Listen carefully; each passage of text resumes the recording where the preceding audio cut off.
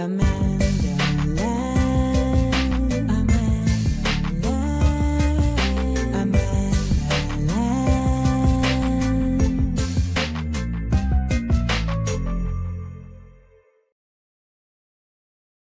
Land. Good morning. Why did this program do this? See how it's in black? I don't like that. And I don't know why the program got it black down there. I didn't do that, and I'm trying to figure out how to make it pink. I don't like that. StreamYard, get it together. Get it together, StreamYard. I don't like that. Good morning, y'all. Just instant irritation. Good morning. Welcome to Views from Amanda Land, your news and truths by any joke necessary. Thank you for waking up on the right side of history. We have, wait, that was weak.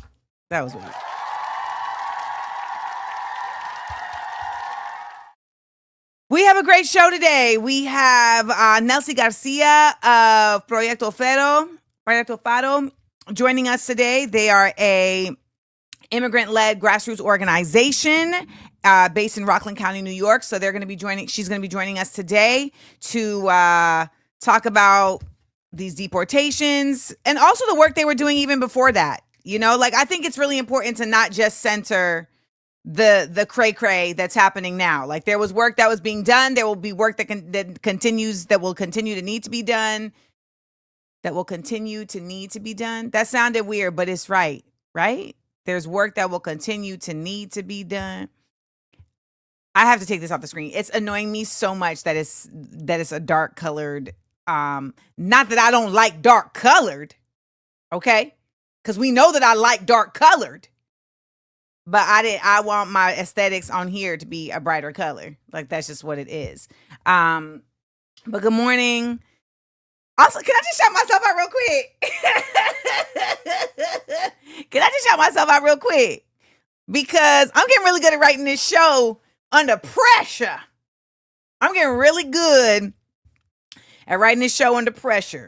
And by pressure, I mean time constraints. We have our show today is, I'm with it.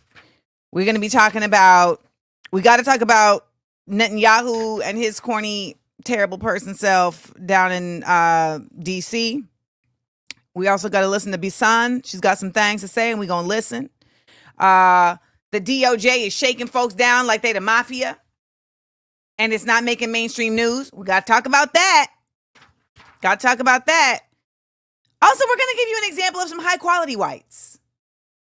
Yeah. And I don't mean clothing that has been washed to a gleaming brightness. Ever so often, I'm going to make it my business to show you some high quality whites so that there's a frame of reference. All right. Let me just also take this moment, though, to point something out. When I would do Smart, Funny, and Black, okay, so let's just remind ourselves what it was like when I would do Smart, Funny, and Black. Smart, Funny, and Black! It was a show that was made for Black people, but everybody is welcome to come, right? Everybody is welcome. However, I would always start by also informing folks, if you are here and you don't identify as Black, know your place. Let me make that clear. Know your place. Know your place. Because sometimes I think, even in the allyship and the co-conspirators don't do that, but in the allyship, sometimes folks forget what their place is. And I need you to ask yourself, when you asking me about things, I need you to ask yourself, am I asking her to accommodate me? And when the answer is yes, keep it to yourself. Keep it to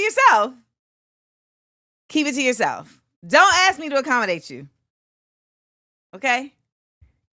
I like the high quality whites in the comments who are like, I know my place. And Rolando will kick you out. Okay? Rolando will kick you out. When I tell you I hate the aesthetics that are happening on this, it is driving me insane.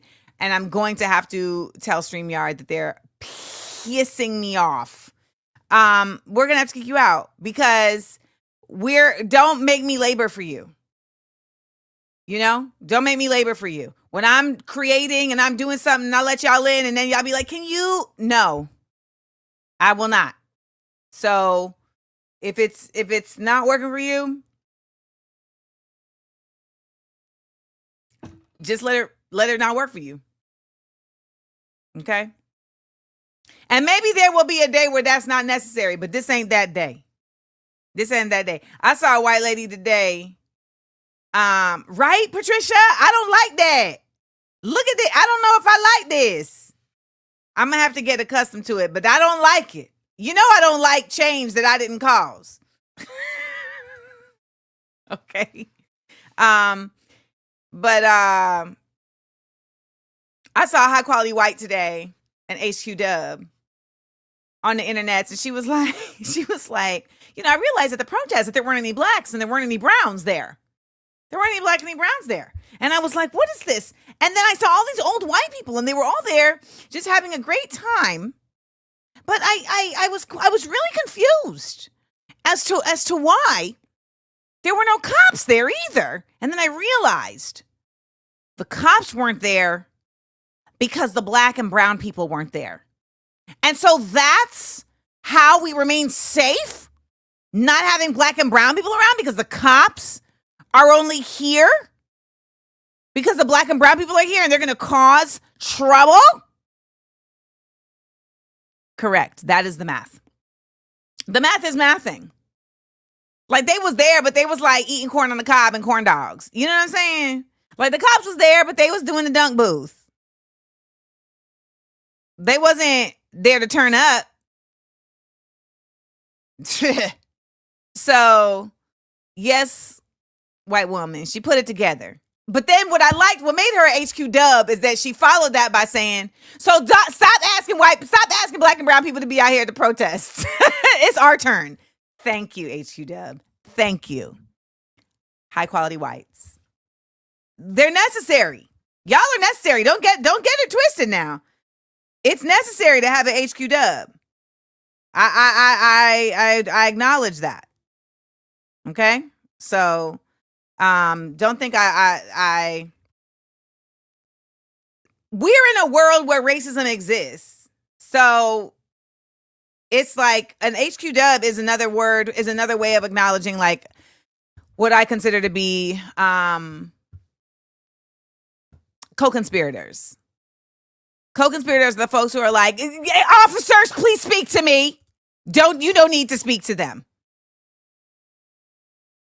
You don't need to speak to them. Speak to me. Speak to me. Mm-hmm. So that's my thoughts on that. So also want to mention this stock market conversation. I see a lot. Let me just address something very quickly about this because I didn't want to do a whole story about it. He is tanking the stock market because he comes up off the stock market. I've said it before, but I'm saying it again just in case folks missed it. He's tanking the stock market because investors buy when things are cheap. And when the stock market tanks, people sell their stocks off. And when they sell their stocks off, it lowers the price of the stocks. And so his way of doing this is, I'm going to tank everything, and then I'm going to buy, and then it'll restore. The problem, though, is that if you are in the middle of it, like, who knows how long he will keep it this way before it gets restored. And people are losing a lot of money. I lost a lot of money. I don't know if I'll get it back. People are losing their social security. No, they're not losing their social security, actually, because this is why we have social security, because it's not affected by the stock market. But they are losing their 401ks. Okay?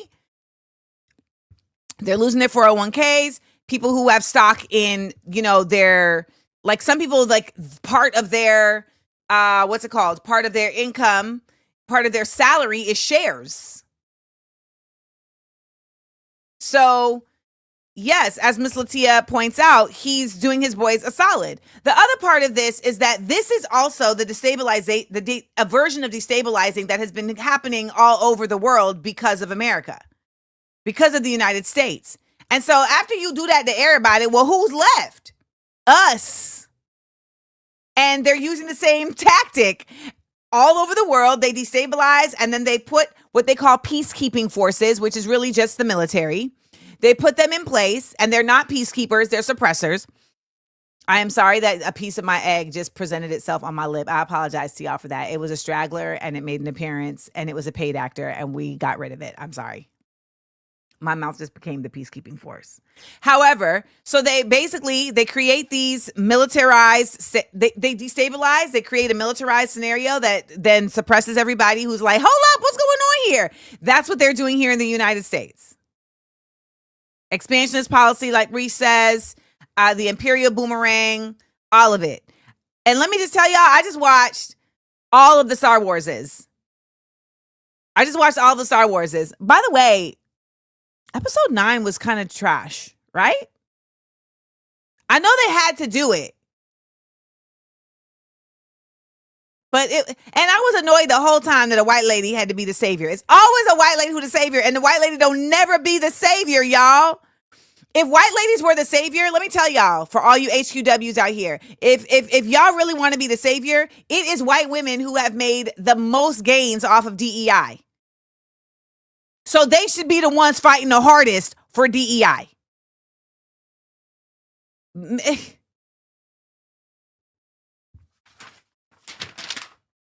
No?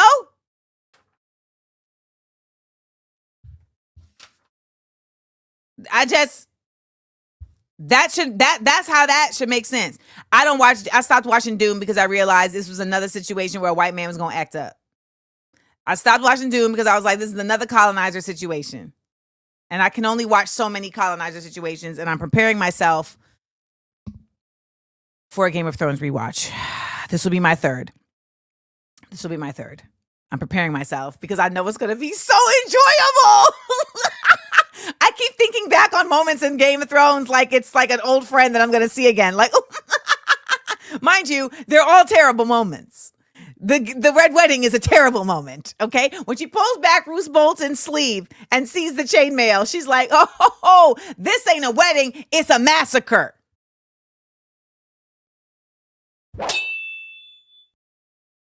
But I gotta do it. It's time. You know what else it's time for?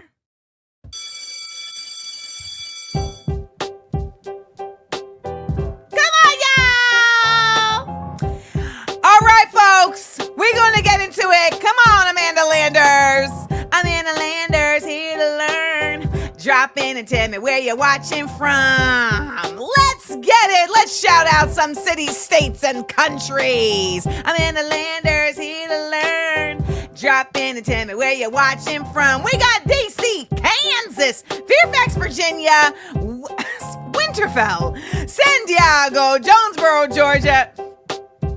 Just so you know, the geek in me wants you to shout out Game of Thrones locations. Okay. Oklahoma City, Oklahoma, Dallas, Texas, Sacramento, Portland, Oregon, Inglewood, up to no good, Vancouver, Colorado, Vancouver's Canada, Pantanas in Colorado. We got Westeros in the his ass. Shout out to all my Valerians. All right, we got Hot Garden. Oh my God, y'all are really making me very happy. Shout out to Hot Garden. Tell Cersei it was me. I want her to know it was me. We got Raleigh, North Carolina. We got the sticks in Kentucky surrounded by wildlings. We've got South Orange, New Jersey, Raleigh, North Carolina, Edmonton, Canada, Pikeville, North Carolina, Driftmark. Okay, you taking it real deep. We got Kings Landing, Covington, Georgia, Patterson, New Jersey, Vail. Okay, and that could be the Vail or Vail, Colorado. We don't know. Little Rock, we got Merlin, España. We got the LBC. It's the LBC. We got the LBC in the LBC. We got La República Dominicana. We got Bravo, Shelter, Caria. Amanda Landers here to learn. Drop in and tell me where you're watching from. We got Old Valeria, shout to Dorn. We got Somaliland. Hold up. We got somebody watching from Somalia? Fuad Muhammad, are you in Somalia or are you from Somalia? We need to know. We got Dracaris. Well, we got Old Valyria, and then she said Dracaris, which I understand. We got checking in from the Dragon's Keep. We got East Orange, New Jersey. We got The Wall. Okay, The Wall. Listen, the Coons Watch. We got Platform 9 3/4. You better switch worlds and go to the world of wizarding. Y'all know the geek in me is loving it. Don't somebody say the Shire. Don't nobody say the Shire. Come on, y'all. Hey, Amanda Landers here to learn. Drop in and tell me where you watching from. Did we find out if we got somebody that's actually watching from Somalia? Oh my God, we got to take out the map, y'all. We got to take out the map. We have to add a new pin. And we have Dublin, Ireland in the building. Dublin, Ireland. Did you know Rosie O'Donnell just moved back to Ireland? She said when her daughter heard that Donald Trump was the new president, she said, it's time to go. I'm working on this accent. You know that. We have Stockholm, Sweden? Have we had Sweden before? Wait, have we had Sweden before? I don't think we have Sweden before. So that means we have Stockholm and we have Somalia. Come on, man. Come on, man. We getting worldwide. All right. Let me find. Okay, Somalia over here, Somaliland. Look at that! So now we are currently in northern, eastern, western, and southern Africa. Okay? We're in the motherland. We're not in the Sahel yet. We're not in the Sahel yet, but we gonna get there. We gonna get there. Okay? And then we also have Sweden. I bet y'all didn't know I could count to 10 in Sweden. All right, let me hear you. 1, 2, 3, 4, 5, 6, 7, 8, 9, 10. I can also say black in Swedish. Svart! Look at that. Also, we have Glasgow, Scotland. Glasgow, Scotland. All right. Wait, what was that? That was like a Russian. Arat? I don't know what that was, but that wasn't Scottish. All right, there we go. There we go. Glasgow. I'm so proud of us. We are worldwide.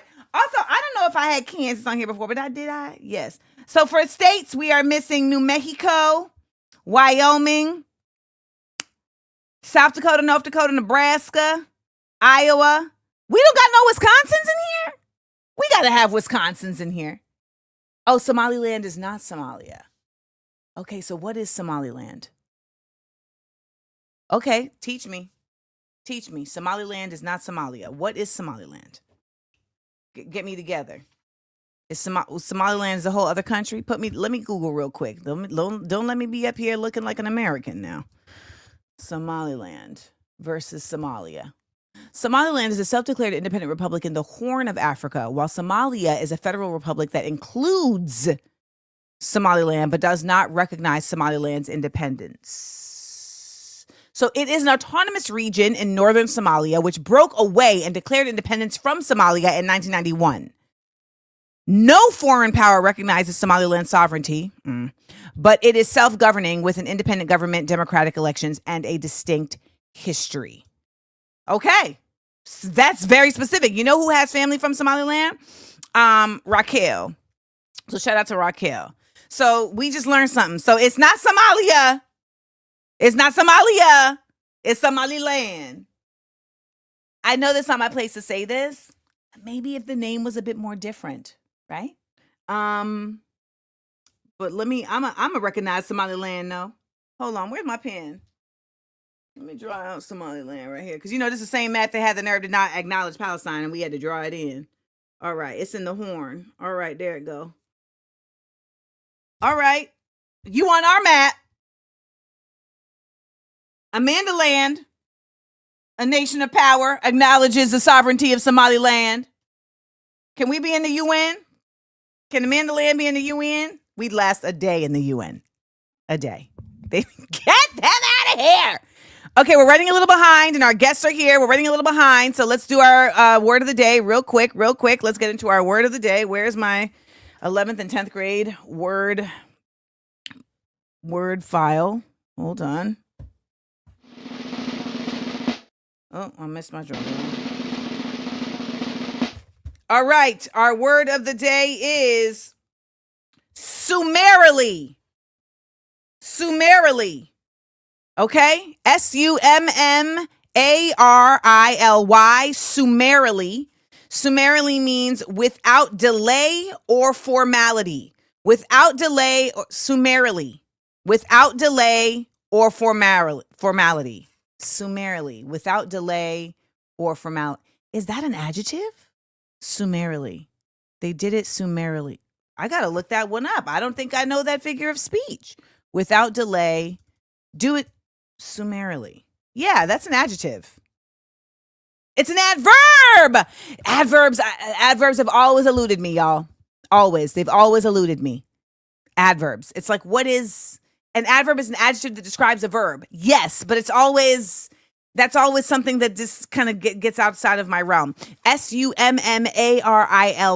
summarily. An adverb without delay or formality. Who can use it in a sentence? Rolando says, I summarily recognize Somaliland as a sovereign nation.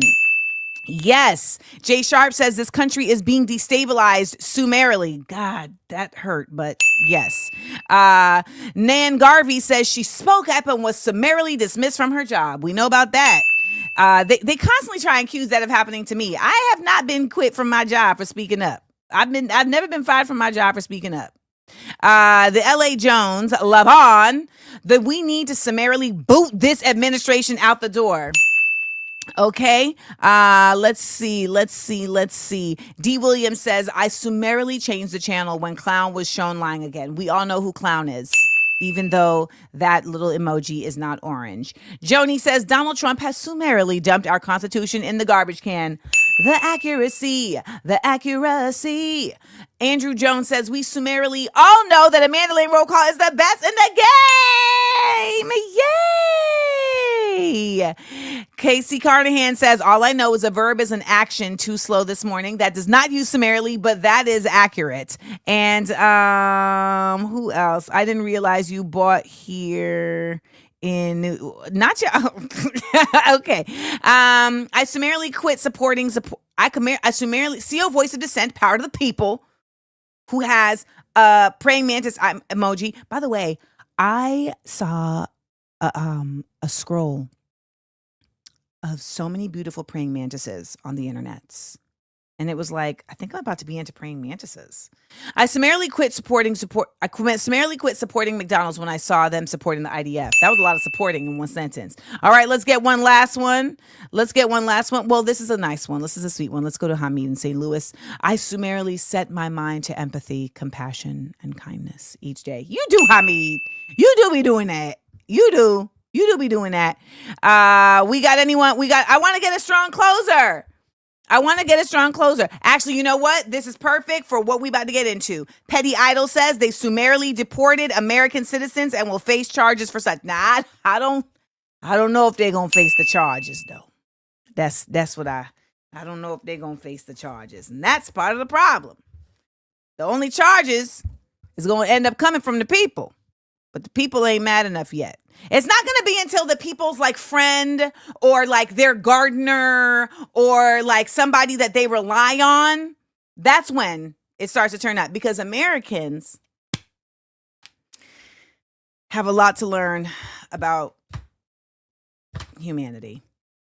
We do. And we have some folks that are going to teach us about that today.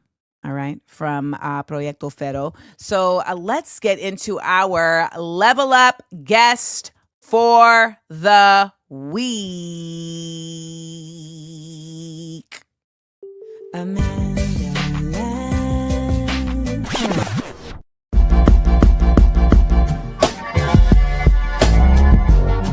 We up.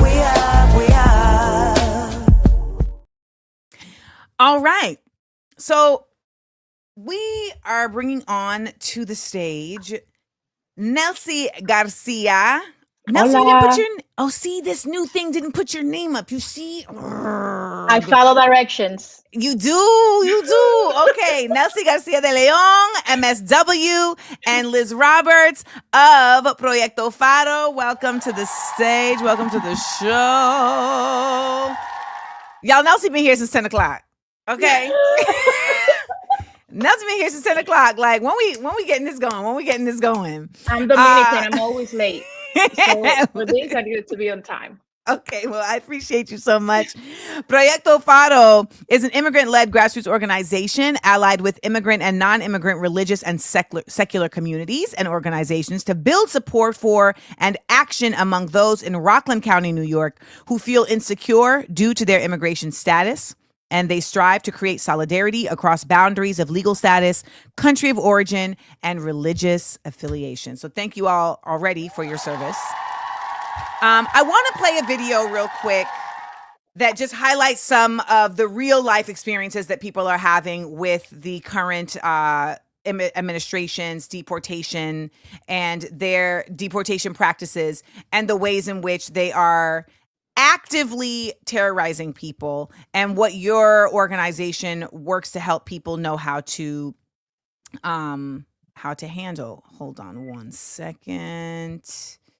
I think a lot of people are not really understanding they don't really understand the full scope of things until they see it in real life. And so that's why we love to show them.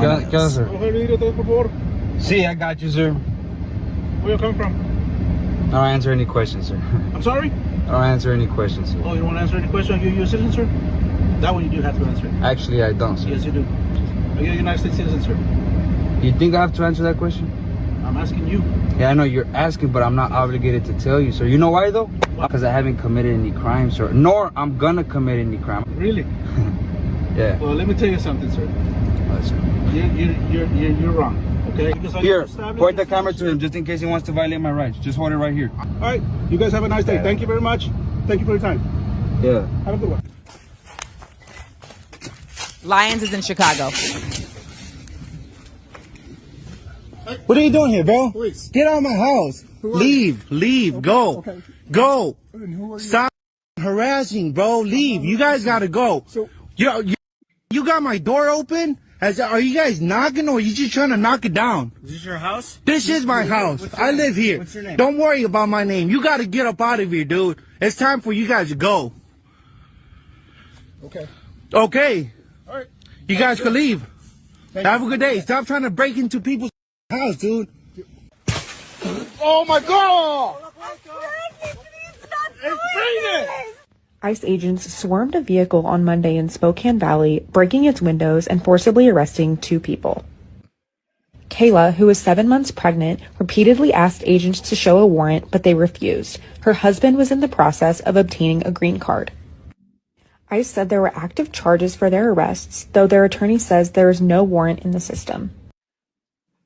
By the way, ICE also accused them of being members of Venezuelan gangs, which is now the new just like overall application of you don't count.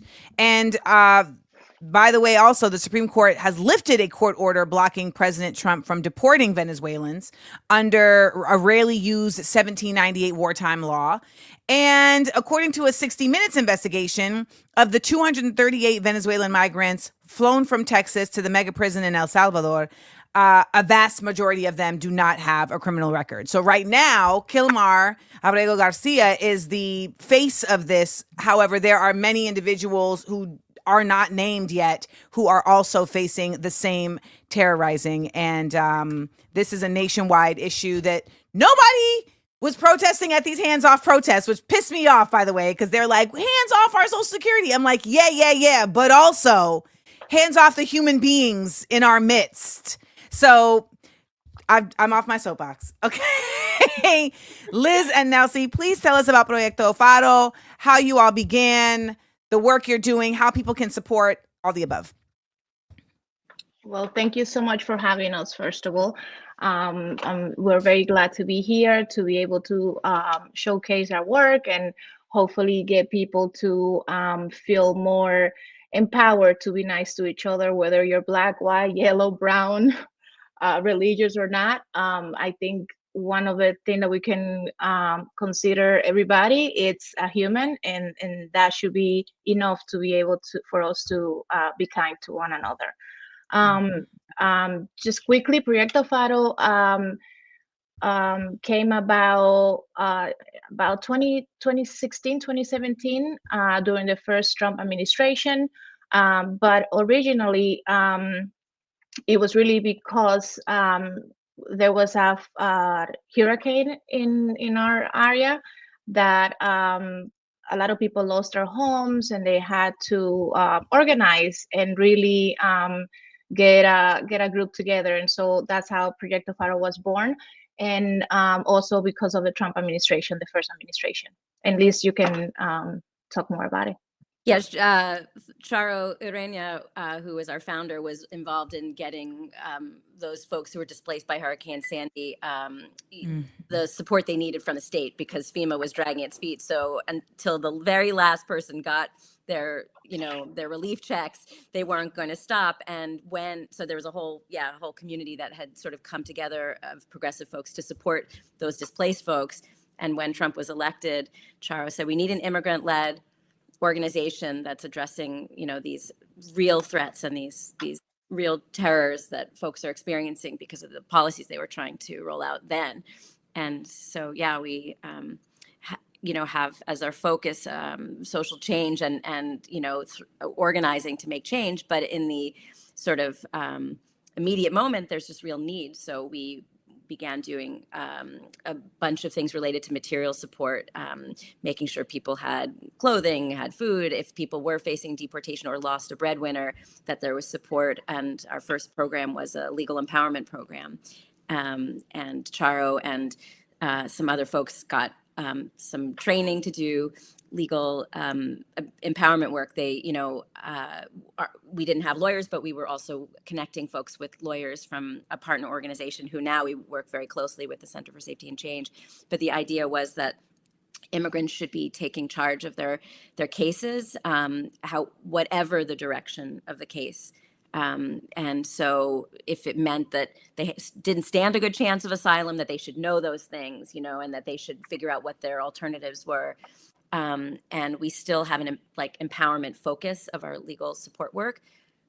But I'll let your questions guide us and Nelsie's responses. I can add a little bit more. If you please. want. So, because of that work, people were coming in with different needs. And so we decided to open up what we call the free store, which is a store that anybody can come and donate clothes or toiletries or items for the homes, and plates, cups, nice mugs as well, and things like that. For the community in need, because that they just didn't need legal work or legal representation. They also needed things for their homes, for when they first arrive. They don't have clothes, the weather is different, things like that. So that came about. Then we also have we also do I got stuff for y'all. Oh, please bring them. I have stuff for y'all. Bring them. We also have a food distribution program for our community members in need. And I just want to point out that during the pandemic, we've had our own immigrant, undocumented community bringing food to people in that community that were not immigrants, that were just people that needed help, like seniors that couldn't get out of their homes. So it felt good to see community members in need giving to community members in need. And we also do educational justice work as well. Did you see a difference in the needs of your work when the administration changed? Like, do you feel like when Liz is like, do you? What did we not see? Because I just feel like there's this false sensibility that this is an administration thing and not an American thing.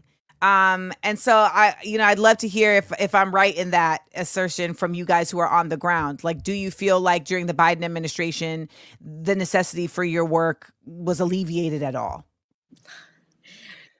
Go on, white lady, say it. Because this is a question I want to hear from a white woman about. Yeah. So, I mean, we definitely, there were things that shifted, but, so we were seeing less in the way of ICE enforcement. Yeah. And less threat in that regard, but the need did not diminish at all. I mean, there was, I think, a very steady flow of newcomers, and so we're in a county where housing is through the roof. There's like very little affordable housing. It's an expensive place to live just outside of New York City. And folks, have come here because they have, family members here. They might know someone here. And it's always been, a beautiful community because of the diverse range of immigrants that have been coming here. Yeah. But we have also seen that, there's never any resources that come from, state infrastructure that immigrants are not able to access most of the programs that are there for folks who are working poor or who are looking for work. And so there's an added challenge to just material needs being met. And so folks through word of mouth would find their way to us because immigrants were running our programs. Volunteers from the communities that have been impacted are doing the food distribution. They're, coming back to volunteer in the legal work. They're running the free store. And so the idea is that word gets out, like, these are folks you can trust. You don't have to show ID. You don't have to worry about, being in public and seeking support, because there had been a lot of distrust of, the few resources that were available. People still felt quite nervous about the county. A lot of immigrants would go through different agencies in the county and be mistreated, just be disrespected because their English wasn't great, or, and so that was a gap that Charo really saw, that, folks needed a safe and welcoming place. I really feel like is Proyecto Faro just in Rockland? Yes, for now. Because I'm like, can y'all franchise this?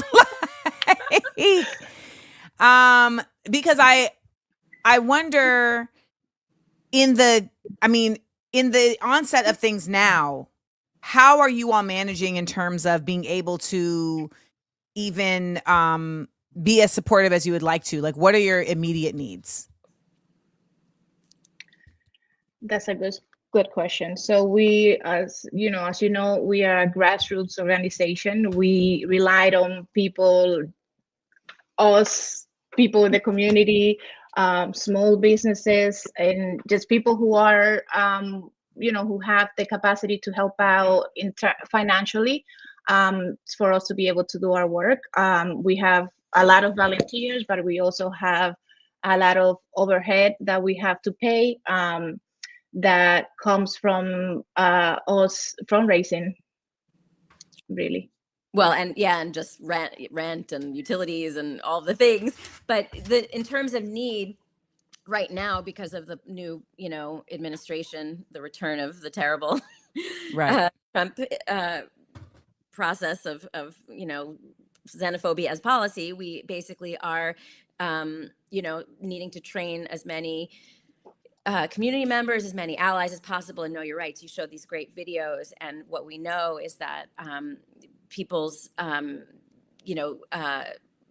informed and prepared position when they're out just wandering, through the community, living their lives, is that we have rights. Everybody has rights regardless of your immigration status, and so knowing those rights and then knowing how to assert them when being faced with ICE. And so we've done a lot of Know Your Rights training since the election, and we're going to continue to do them. And we've been building a rapid response network that is full of trained allies, basically, who have whether it's white skin privilege, because we know they're just racially profiling people. We know that even if you are here legally, you are it's possible you could get swept up. and people have been. And so we are really encouraging folks who are less likely to be racially profiled to get trained to be part of this rapid response network so that they can be on site if there's an ICE action happening, to help those who are being targeted to defend themselves and basically assert their rights. And we know that that's the knowledge of one's rights regarding ICE enforcement, and also having sort of an emergency family plan created. Those are the two most important things that, we are trying to support community members with right now. And those are the ways that we've been able to keep people safe overall in the country. We've seen these articles where people, because they've been asserting their rights, like the ones you've shown in these videos, they're not meeting their numbers. They're certainly getting folks, but they're not, meeting their target goals of millions of deportations. And I just want to add that this issue is not only affecting the people that are undocumented, like Lizzie, or that look Hispanic or from another country. They're also affecting the community. We have a large population in the East Ramapo Central School District who are dealing with injustices in terms of education, but now injustices. They've been dealing with injustices in Ramapo. God, Thank you. dang. Thank you. It's insane. So Ramapo been getting rammed for a long time. Very sad. So the students there. Wait, real quick. By the way, if you want to hear more about the Ramapo School District and how they've been getting rammed by the Hasidic community, you can listen to a really great episode of Ira Glass, This American Life on it from 2014. Okay, go ahead. Okay, so we actually have a lot of the parents on the comments that are from our little group. It's called Empower Parents, Parents Empoderados. And they actually, I messaged them like, hey, we're going to go on at 10:30. Welcome, parents! Buenos dias! I see Terry Rodriguez and Mary Mora on the chat. So thank you guys for being here. So what I was saying was that this is not only affecting the people going through the immigration situation, but also the family members and community members who have friends who were taken by ICE, or in East Ramapo, for example, there are about 40 students who received a letter that they have to self-deport by April 25th, I believe. Students. These are students, literally students. Like minors? Like, yes, students. Like you can't let them finish school at least. It's insane. They're not being targeted alone. This is a letter that anyone who's registered with USCIS, and has sort of been. What's CIS? So it's the immigration system, and it's okay, and so when they want for folks to register, basically, to move their cases forward. And in the case of this particular program, the letter that Nelsie's referencing, it was a program that Biden created, the CPB-1, they were inviting. This is the app, right? Yes, exactly. And okay. So they were inviting folks in because of the country conditions, that these were folks who were, basically facing really, really. Wait, can we just pause real quick? Because Liz, your chin is getting cut off and like the neurodivergent in me is dying. Can we bring your camera up or down just a little bit so we can see? Yeah.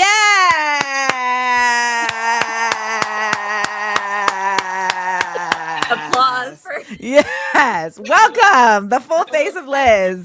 All right, keep going. So yeah, there basically were a huge number of folks that were invited in from countries like Venezuela, from Cuba, from Honduras. They basically Haiti, and they and it was acknowledged by the Biden administration that these folks, needed to have a safe opportunity to live, to create lives, support their families, and they were invited in, and they were here under the invitation of the U.S. government.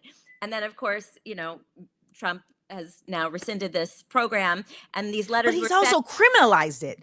That's the part. That's right. And so these letters have gone to a lot of people, but we're also just horrified that minors, children, and a number of whom were unaccompanied when they came here. What are they supposed to do? Children are supposed to just somehow make their way to these dangerous places that, where they probably at this point don't know, or have a set community. And so we're focusing on that. We have an emergency meeting tonight, actually, to try to mobilize allies around the targeting of young people and to push for an injunction on this particular, policy. But it's how do you do that? How do you push for the injunction? Well, we're basically doing we're pushing folks to do letter writing and to visit their reps, and for organizations and congregations to come out and pressure reps. And we're still learning the sort of legal steps that we need to take, but it's to basically. Do you have lawyers helping you? Well, we alone are not able to do a suit right now with all of the things that we're undertaking, but we're part of the New York Immigration Coalition, which is the New York State Immigration Coalition. And so we're consulting with them about each of these, and they're involved in litigation as well.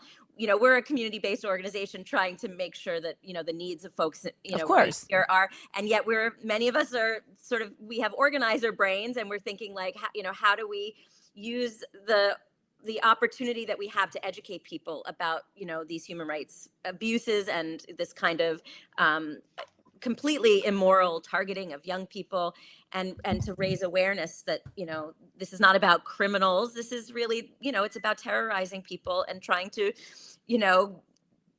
bring about a fantasy white nation. That's what their goals are. Mind you, they've never had one. They've never had a white nation that didn't exist on slave labor. Before they had other slaves, they had whites as slaves. They were called peasants. Yeah, did we learn about this? We learned about this in medieval times. Like, this was the filial system, the feudal system. I did a whole report on it in Miss Newspickle's class. So, okay. We're gonna get some questions. By the way, Adrian, people see that the pink came back and they're like, "Oh my God, StreamYard fixed it." Now I fixed it. And they were peasants and serfs. They were serfs. That's what it was. It wasn't peasants. They were serfs. So we're gonna get to some questions. There's. By the way, side note, someone asked, "What can the public do for impeachment?" Let me just tell you something right now. If the goal is impeachment, then the easiest way to get the public hype about impeachment is to talk about their money. So it's like, if all this thing in my opinion, all this thing that happened this weekend where everyone's like, down with Trump, we want Social Security. If that's what it takes, then it's like, fine, let them go about their business. But I am a very big believer that the root of these types of problems is so much deeper, and it's about a lack of connection with humanity. Exactly. And the United States has effectively implemented for decades an effective methodology to disconnect us from our empathy. And they've done that through media, they've done that through legislation, they've done that through media, it's like through books, et cetera, et cetera. Like, there's just this constant effort to train us to only care about us.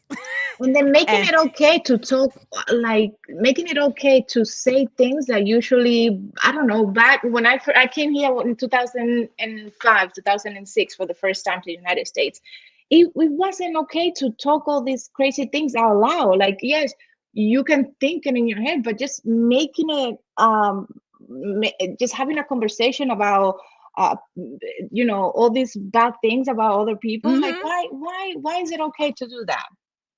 It's like, we're living in a time of there's I think during the pandemic, there's people that have many thoughts about this, but they say that essentially it was like the pandemic kind of was a time when like Pandora's box was open, and that this age of Aquarius that we're in, depending on how woo-woo you want to get about it, was kind of like this opening of like a portal of darkness. And there's always been terrible people. However, it does feel like we're back in a time where that's the vibe.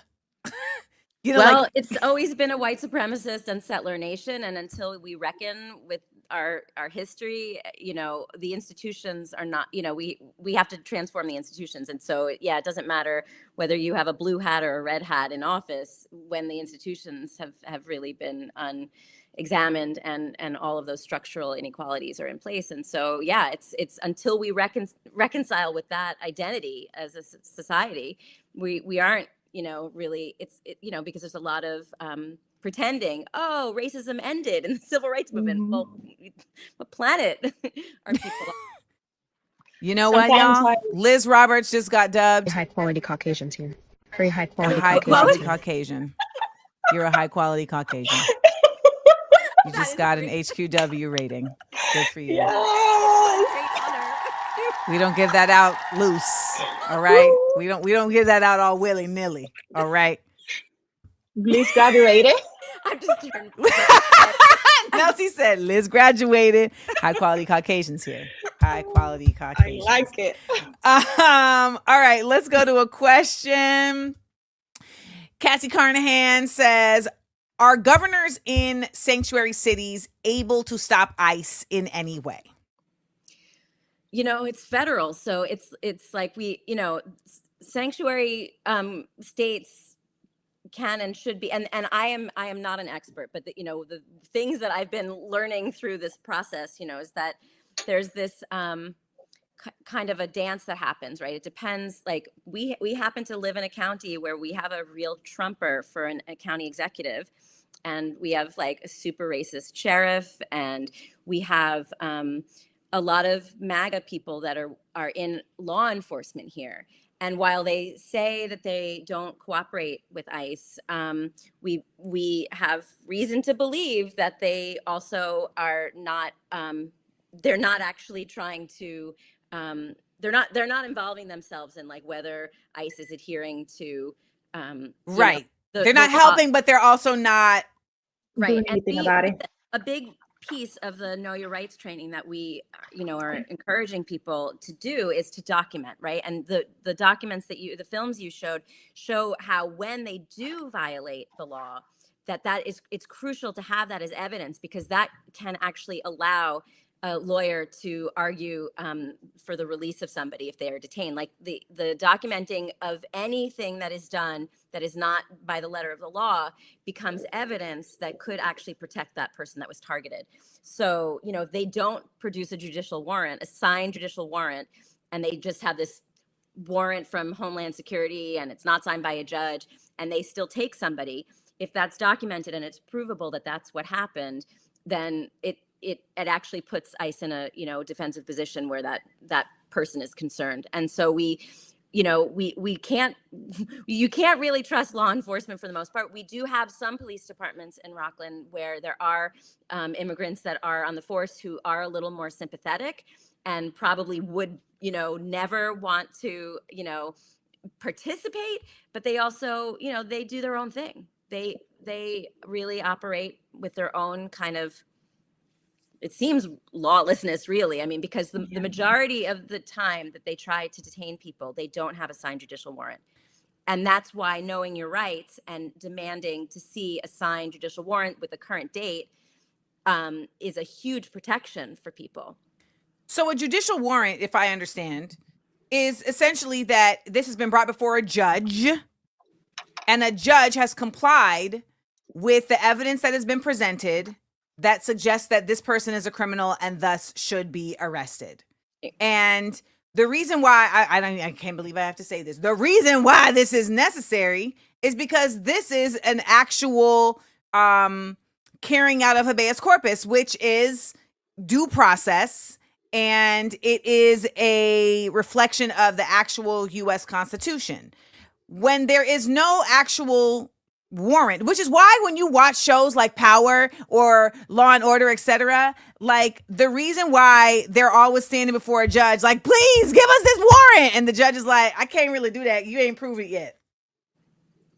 You haven't proved it yet. So that's why it's a problem. Whereas here they're really just saying we don't need a judge. And and we see this happening on multiple levels, right? So we see this with ICE, then we're seeing it with them saying, yeah, I know the judge said we couldn't send these people on this plane, but we're going to do it anyway. And now, I don't know what the update is today, but I am pretty sure that Kilmar did not make it back last night before the judge's imposed deadline of 11:59. And So, Nelsie, how are the members of your community who are not strong English speakers, what are they doing to, or what is Proyecto Faro doing to help? Why does the accent happen for me? I hate that, y'all. That's part of my autism. I literally started saying, what is Proyecto Faro doing? I like it. I like it. My autism makes me mimic, and I don't mean, like, sometimes people feel it's offensive, so I'm glad you don't feel it's offensive, because it's not. It's just like, it's like I'm trying to relate to you. Like, so what is Proyecto Faro doing to empower those who do not consider English their main, primero language? I love it. Okay, Gracias. De nada. Okay, so we are actually doing the Know Your Rights training for in Spanish and in English, and we also have Creole speaking people in our community who needs assistance with that too. We're just trying to send out information as much as we can in every language that we can, honestly. Right. We have a lot of people in that are volunteers, and also employees of Proyecto Faro who speak both languages, and so we're able to go with them to their court cases, translate documents for them, and things like that. We've been distributing a lot of the Know Your Rights cards in multiple languages, these small wallet cards, the red cards, because we know that, folks may not always bump into us or learn about our work, but we've made sure that, throughout the county in loads of businesses, there's, these stacks of cards also. So folks. If we see that ICE is in our community in Rockland County, we are able to confirm it, we put it out on our WhatsApp channels and on social media to alert the community, like, hey, ICE is here, be careful, walk with caution, drive with caution. So just to make them be aware. And it's good and bad, because at the same time they get scared, and that's not what we want. We want them to be aware and also know their rights, just in case they are approached or they come to their house. We have, for example, my 9-year-old son, once he knows a lot about things that are happening, because I work in government. He sees me going to protests. He sees the work that I do. He sees me with Liz and my colleagues in meetings all the time on Zoom. So he knows what's going on. And the first thing that he asked when the Trump administration took over was if I was going to be okay, my family was going to be okay. Then it was like, he's 9 years old, third grade. His friends are from his bestie is from Guatemala. So he's asking about his best friend. Is his best friend is going to be okay? All these things trickle down to everybody in the community, not just the person suffering the issue, but everybody in the community.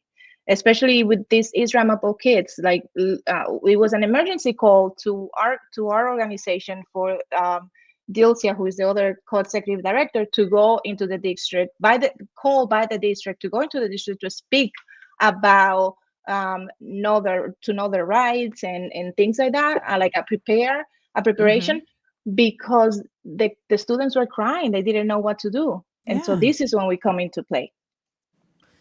Have you had any pushback from the community, the sheriff, or any of the lawmakers for the work you're doing?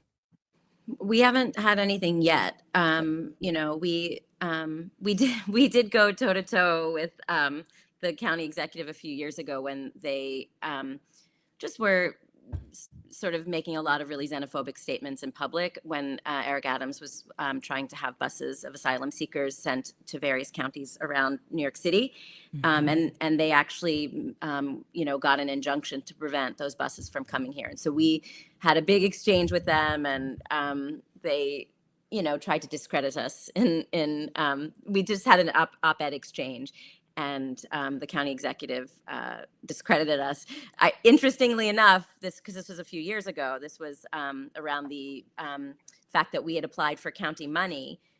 We were encouraged to apply for some county money because the county, supports a lot of different nonprofits.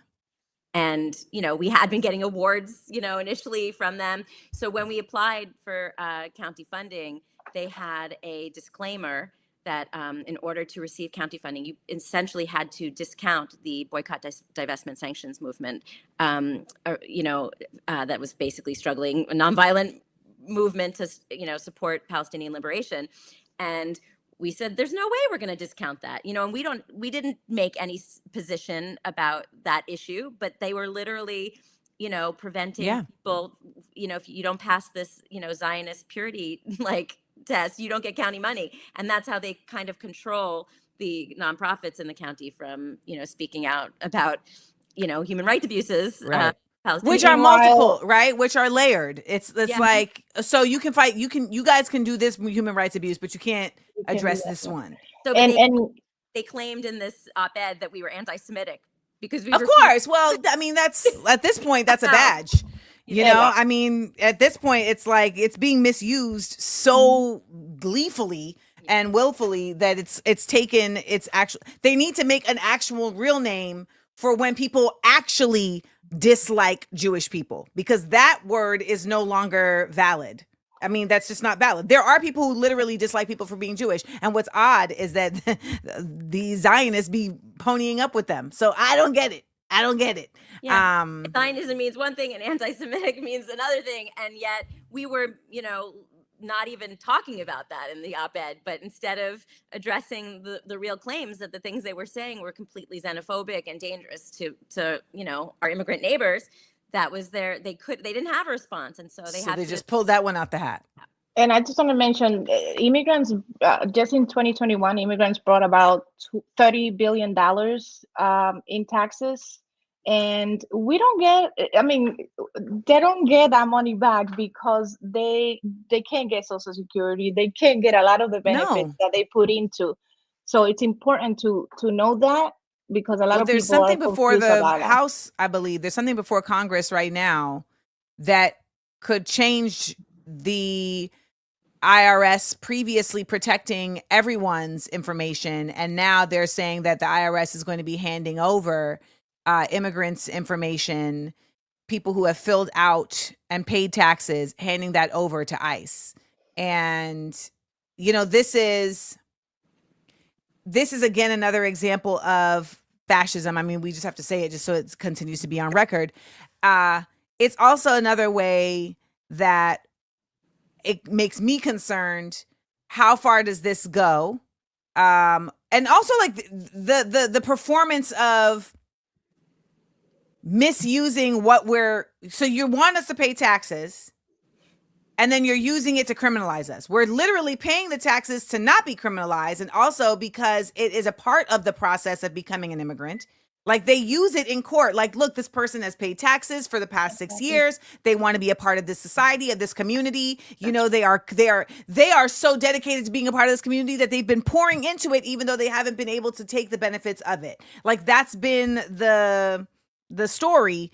And now to use that information to then expel people from this nation is just, it's a wickedness. And it's also, the Venezuela situation is a whole other level. And I'm wondering when, or do the leaders of these nations ever say, hey, give us our people back? Like, because the Venezuelan prime minister, he had a lot to say, but I'm like, you said a lot.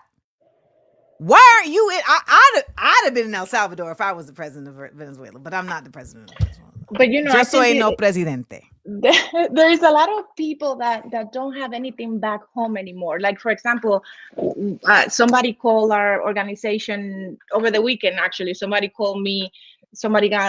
She got my number from somebody. So on the weekend, I got this call about a person who her sister came here with a visa, the same she's from Haiti. And now she got the same letter that the Islamopol students received, having to self-deport by April 25th. And her sister was telling me she doesn't have anywhere to go because the gangs in Haiti, they destroy our home, they burn it. We don't have family. Our family died in Haiti because of violence, and the only family that she has are the family here. We are green card holders. We are not American citizens yet, but she doesn't have anywhere to go.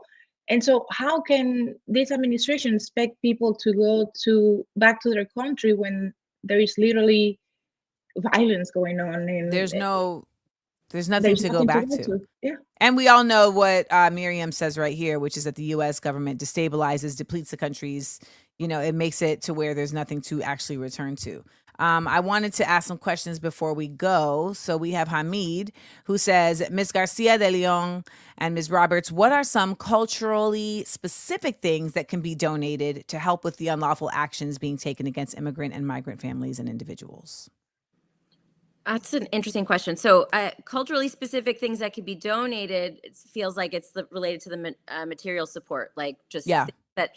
I mean, because people do feel a certain level of comfort when it's like, this is our thing. Like, do I need to be donating sazon? Always. Adobo? Important. The second, Sofrito. yeah.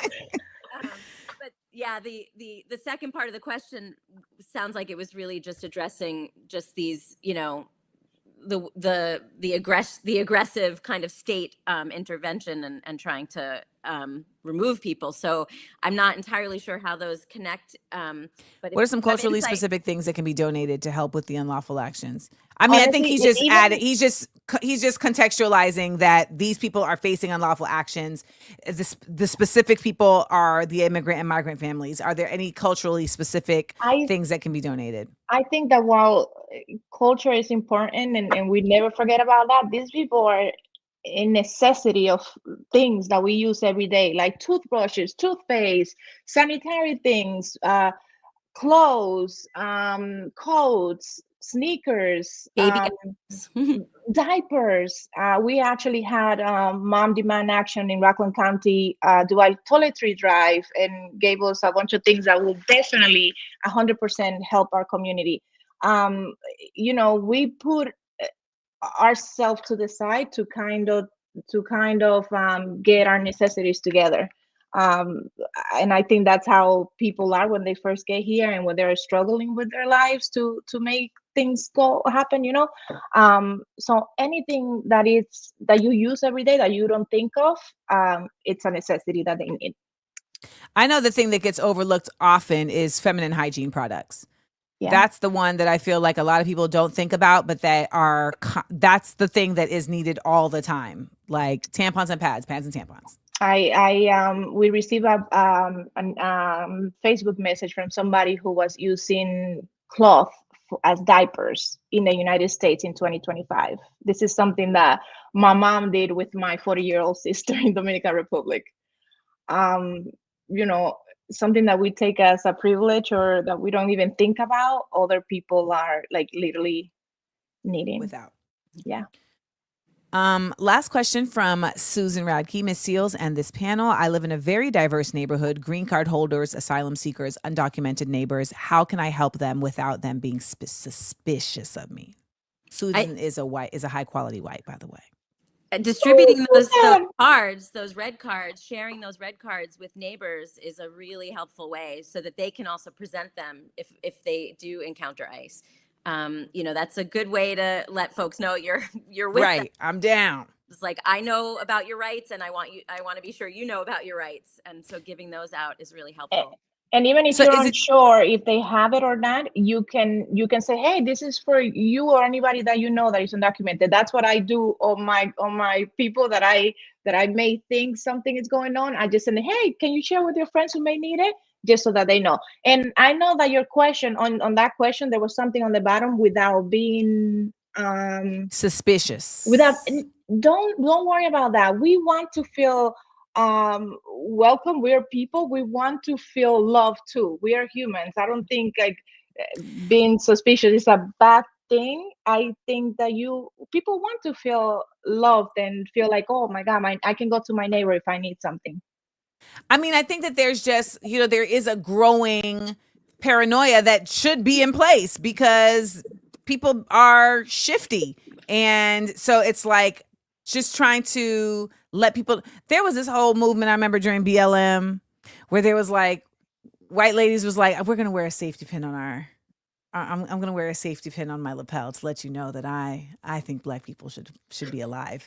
And I was like, right. If that is helpful. But I think it's very important though to constantly tell people that, like you said, that people really just want to be like loved and heard. And so I'm also adding here where you can get the red cards so that you can print them out. And another part of that question that I want to mention is get involved in your community. If you live in Rockland, please come to us. We have things that you can help us with. If you are in another part of the country or anywhere, there are many organizations that are pro-immigrants and need your help. Please get involved. Even if it's not monetary, your actions, you're going to help in a food drive or anything. Get involved, because that's how we make our little world better. Today for us, tomorrow could be you. Today for us, tomorrow could be you. Is there anything else you'd like to leave these folks with before we head out? I don't want to leave.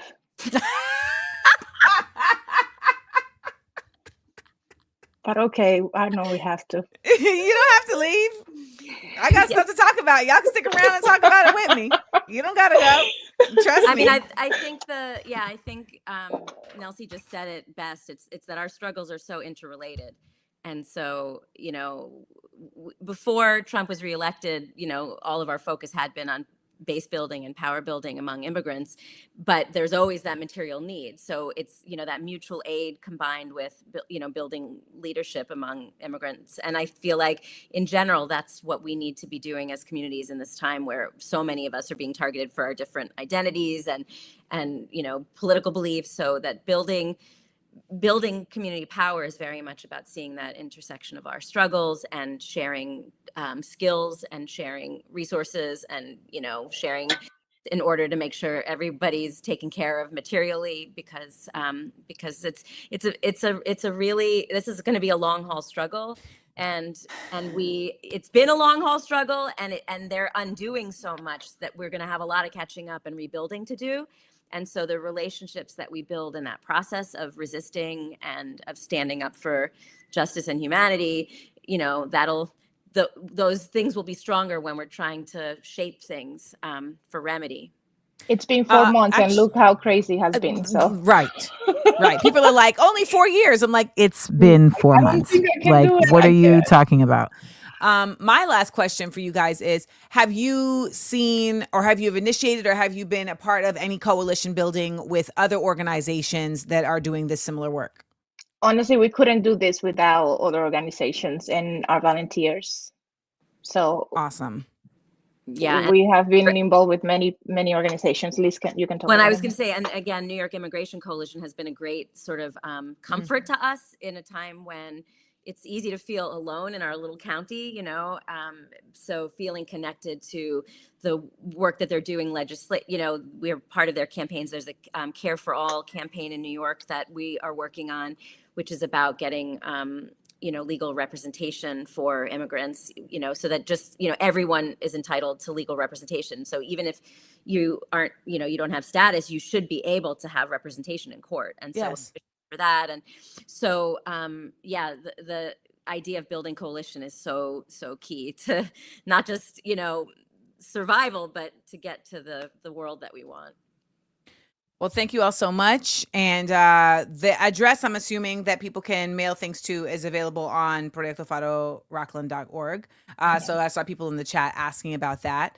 And I will definitely be looking to have you guys back to continue to keep us updated on, so remember, reach out if you ever want to come back and let people know about things that you're doing, if there's any actions or any urgent needs, etc. This is a community of people who are very action based. We have our live audience here, but then we also have our replay gang that also, shout out to the replay gang. They watch the show after. And I just thought of one thing that was encouraging that I didn't mention, that I got in a Know Your Rights training, and I want your audience to hear this, because it's so 99, but this lawyer told us 99% of the time when they try to detain someone, they don't have a signed judicial warrant. That's a lot of 99. That's what she said. She said it's so rare. So that's why everyone should be getting these Know Your Rights training, and everyone should be talking to their immigrant neighbors about the urgency of them understanding the importance of having a current signed judicial warrant, because it's so rare. And without it, the detention is not just, and it is not legal. And so in doing so, in being able to speak to them and say, like, do you have a warrant? They are then able to stop the detention. Like, they can't always, but ideally, if there are enough people around that know that this is not right and people are documenting, a lot of the time they leave. I don't even think a lot of them are really ICE. Well, I don't know. You know, they may. Or you know, like I'd be seeing people that look like, it just looks like white boys in cosplay. Goddess knows they could be lynching people for all we fucking know. So yes, excuse my French, but that idea that if you confront them and they do not have it, they are not supposed to be detaining that person. So that's why documenting it is so key, and that's why insisting that it be not just any warrant, but at an actual judicial warrant, you know, from an immigration court, and that it, you know, be current. We have one last thing I want to say. We have a bunch of community members who are part of our rapid response team. So that team, let's say we hear that ICE is in our community, and this person lives, let's say, in Nyack, and that person can get to Nyack real quick to be an eye there, and also record and let that person know in case the person doesn't speak English, know their rights and things like that. And we have a lot of community members who did the training for the rapid response team to be able to help our community. So I just want to thank them so much, and thank our volunteers, and thank you so much for giving us the opportunity to be here today. Thank you. Liz, who raised you? Actually, a well-meaning liberal. but I was lucky enough to, you know, have good political people around me. So, and I this has been my work for a very long time. So thanks for having us here. It really is so meaningful to feel connected in a time like this. And your audience has such awesome comments that have been really helpful. I just saw they've been smashing people's Ring cameras. So didn't even know that. Thank you, Patricia, for putting us on. Amanda, we have so many people in Faro that are like Liz, gringas, that are, you know, pro-immigrant and just the same mentality as Liz. So you should come by and meet them sometimes, because you won't want to leave. I love it. Thank you all so much, and you all keep up the good work. Chinga la migra. Okay.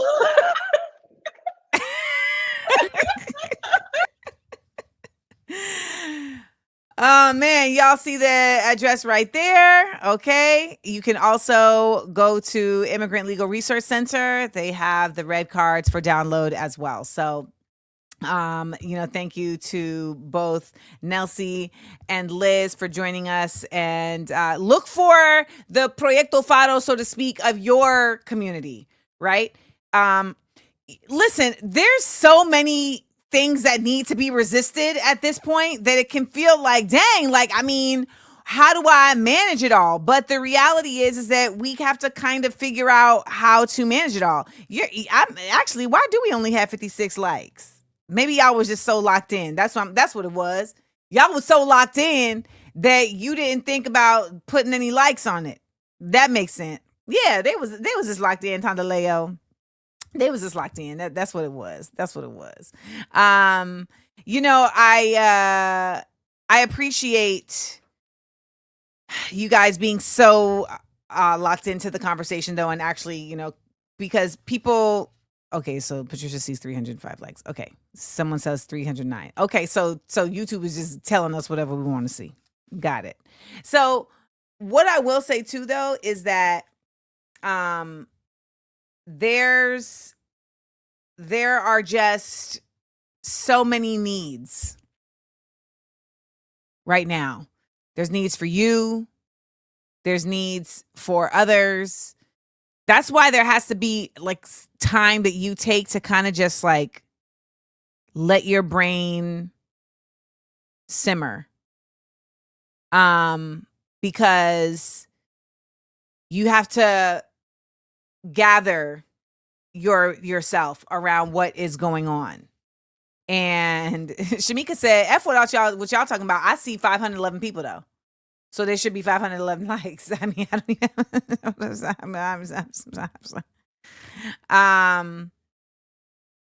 mean, that's just the bottom line. So let's get into our 60-second headlines. And I'm going to hit you up with some more information that we have going on today. So let's do it. Amanda Land. 60-second headline. And I run down some news right quick. Run it down, mama. Put us on.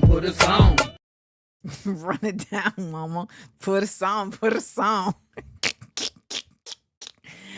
I crack myself up. How about that? I crack myself up.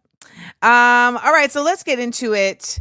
Y'all, contrary to popular belief, Gaza is not for sale.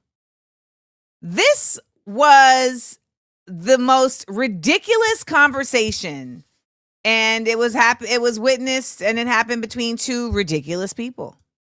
For the Times of Israel, the IDF is fighting again in the Gaza Strip. I myself might be called up in a month.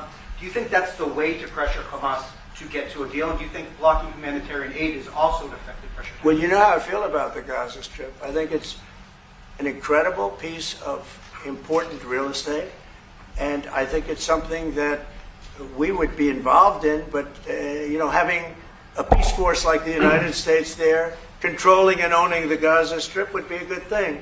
Because right now, all it is for years and years, all I hear about is killing and Hamas and problems.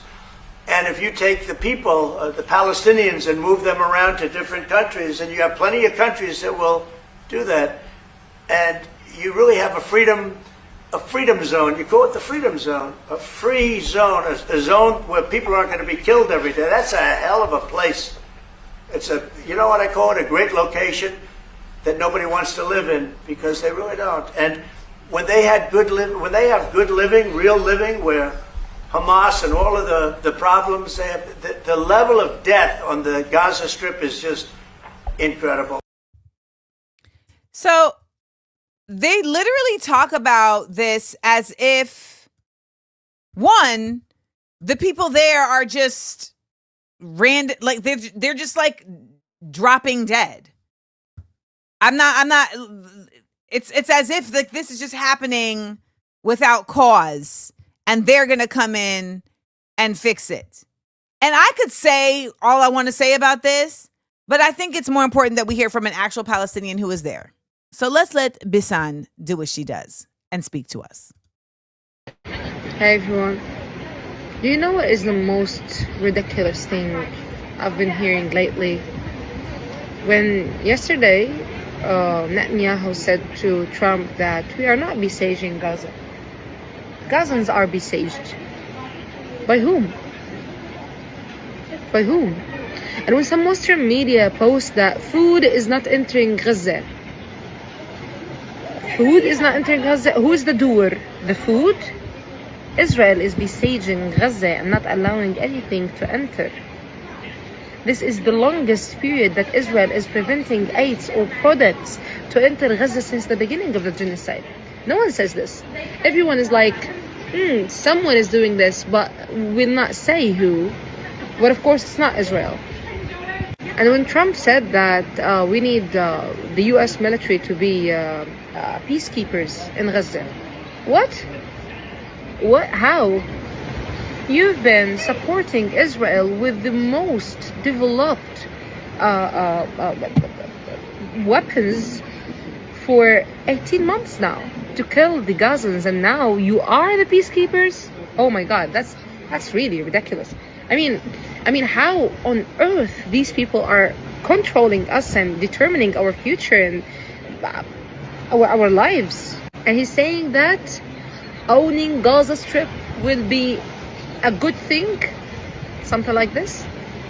First, Mr. President, you cannot own a land that you do not belong to. Or yeah, unfortunately, Aslan, you are a colonizer. You're not from the Turtle Island, what you call now the United States. But let me explain that. There is people living in Gaza Strip right now. What are you planning to do? Take them out for somewhere else to live better life?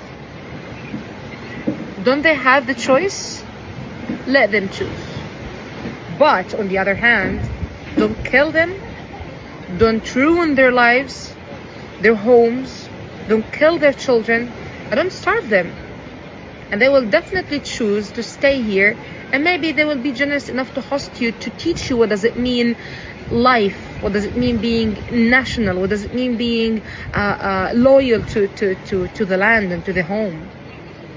What does it mean to be the occupied people that knows really what does it mean sacrificing for the land and for Palestine.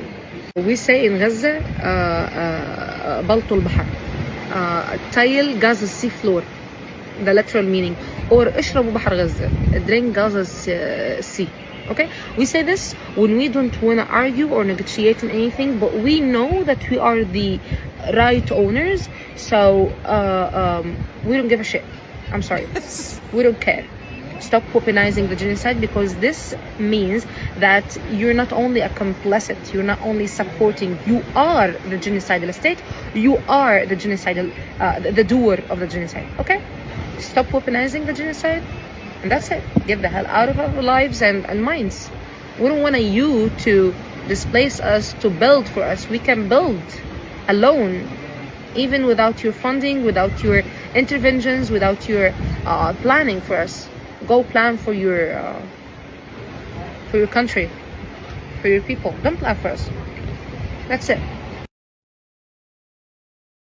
I think she speaks for many Palestinians. You know, I know that we don't really, I think, give enough acknowledgement to the fact that these are people who have been raised in this world. They've been raised in this consciousness. So they're not just speaking in response to something that's just happened.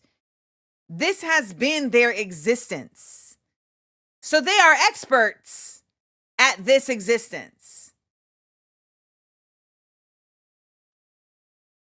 You know, the United States welcomed this man, Netanyahu, and he's been here just walking around and shaking hands. And as At Palestinian Comedy points out, like, everybody's there. Everybody's there. He's getting the chair pulled out for him. Look at this. Look at this. He didn't even have that much respect for his wife. He pulled out the chair for Netanyahu.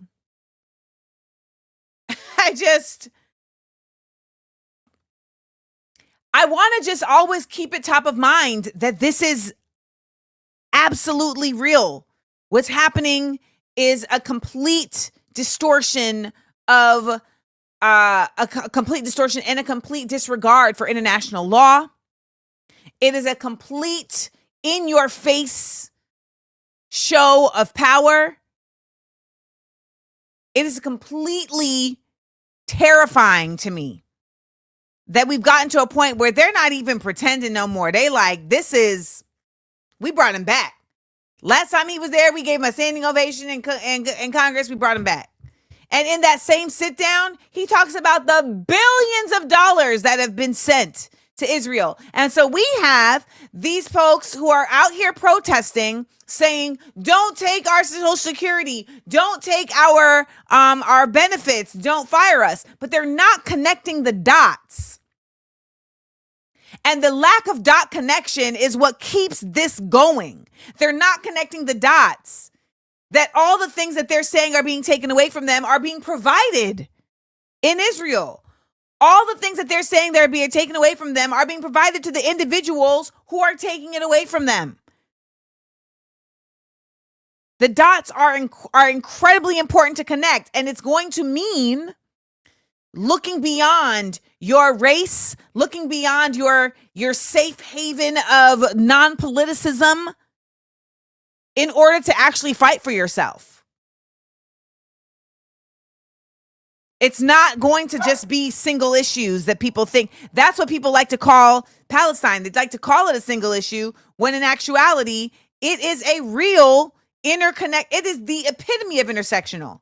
Yes, he lived in Philadelphia. He went to school here. He changed his name to Netanyahu. His real name is something like Zimazitsky. He changed his name to Netanyahu so that it would sound more native. Yeah, he is Polish. Like JD Vance. JD Vance changed his name 3 times. His name is not even James Davis Vance, or Jance Dance Vance, as I like to say. Yeah, his name is Benzion Milikowski. He's literally from the burbs. Like, it's all all of this is a performance. He is not indigenous. He is from Poland.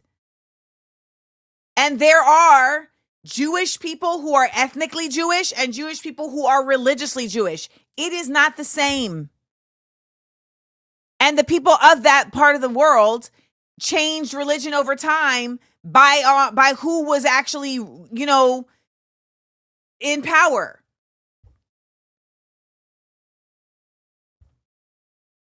Yeah. This is why I said, why Palestine? Yes. Because it is intersectional and it, on very many levels, fights the fight of so many other fights. It fights the fight of so many other fights. Speaking of fighting the fight, so a DOJ witness came before Congress. The Democratic members of Congress, they are actually set to spotlight Justice Department employees specifically who resigned or who were fired in recent months. So this woman, Liz Oyer, she's a lawyer. She represents the former U.S. pardon attorneys. She said in front of Congress that the DOJ shook her down. They rolled up to her crib and tried to get her to not testify. They literally tried to intimidate her from testifying. The letter was a warning to me about the risks of testifying here today. But I am here because I will not be bullied into concealing the ongoing corruption and abuse of power at the Department of Justice. DOJ is entrusted with keeping us safe, upholding the rule of law, and protecting our civil rights. It is not a personal favor bank for the president. Its career employees are not the president's personal debt collectors. I see only Democratic members here today, but this is not a partisan issue. It should alarm all Americans that the leadership of the Department of Justice appears to value political loyalty above the fair and responsible administration of justice. It should offend all Americans that our leaders are treating public servants with a lack of basic decency and humanity. Thank you. They rolled up. By the way, she alleges that she was relieved of her position because she would not give Mel Gibson the right to have his gun back. She wouldn't pardon him. Her boss said that that's not why, but she said that's why. That's why. Now, this has not made mainstream media. And that should really concern you. Because mainstream media is even worse than we think. It's terrible. It's unexplainably terrible. I mean, it's just, oh my gosh. Jamia said, the more I join these shows, the more I plan on quitting my job and going to school full time. Need this push. Come on, Jamia. Because we need educated. We need the educated. That's why I do this show. That's why I do this show. I don't make no money from this show. We need the educated. We have to educate each other, educate ourselves. Education needs to be a part of our culture, of our livelihood. When we were talking yesterday about how South Korea finally got the official confirmation that the impeachment that they got in the streets for was like in stone, they were exulting. And there was someone in the comments who is Korean who was saying that the literacy rate in South Korea is extremely high. And that is a big part of why they are such a mobilized community. No surprise. You know, the United States, our literacy rate is very, very low. Like most people do not read above an 8th grade level. And a lot of parents don't feel like it's their responsibility to educate. I can tell y'all now, I come from a home where my mother was Grenada during my mother's time. Grenada was like 80% literate. I was reading at an 8th grade level when I was in 2nd grade. Like my whole summer, I'm playing and I'm doing kid stuff, but I always had to do quote unquote schoolwork because it was required. Dang, the literacy rate in Gaza is like 98%. Wow. Yes, corporate life is terrible. What's unfortunate, though, is that corporate life spills over into other spaces, right? Because corporate life is just capitalism life. So like in the academic world, in the nonprofit sector, we see corporate life existing and doing what it does because it's the capitalism factor. And so there has to be active choices made to shift how capitalism is existing. In my little way of life, I've been trying to shift how capitalism exists within how I exist as an artist, right? So that's why that's why I'm like, okay, I'm going to do free shows where I'm getting paid through budgets that were allocated for me versus hoarding the art and keeping it from folks. Now then, I would have folks be like, you want us to pay for your Patreon? It's like, yes, I do need to make some sort of income and I do deserve an income based on what I am giving to the world. However, my Patreon is $5. And you can give at higher rates if you feel like it, but ultimately my Patreon is $5. And so but I also know that the reason why I am able to exist in this way at this point is because I made my money from a capitalist system. Hollywood. But I also never took jobs that I wasn't proud of. Never. I tell y'all all the time, my agents would be like, are you going to go on any auditions? No.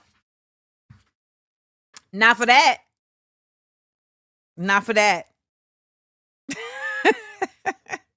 You can read a story in my first book, Small Doses, about how when I auditioned for a Whitney Cummings show, and that thing was so daggone racist.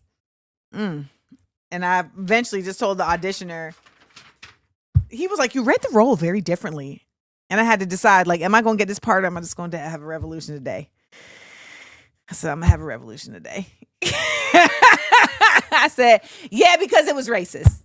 And he turned around to the assistant who was filming and was like, you see, I told you it was racist.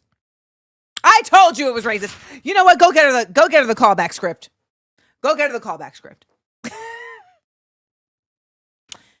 Nah, my agent, Matt Horowitz, we ended up parting ways because, he's Jewish and he just didn't want to be in. Basically, I was like, if you're not anti-Zionist, then you're going to be in scenarios where you're negotiating with your own self around how to negotiate for me. And I just don't feel like that's going to make sense for us moving forward.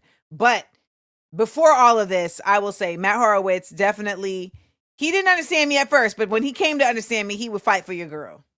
Matt Horowitz was the one who, when the reel was like, okay, so we're just going to need an extension to decide if we're going to renew Amanda's contract. Matt Horowitz was like, no. And they were like, wait, what? What? And he was like, no, we're not going to grant the extension. And she was like, oh, okay, well then let me go speak to to the executive. And he was like, no, we just had the conversation. The conversation was you asking for the extension and we denied it. So this is done. And you can cut the check for the you can cut the check for the kill fee.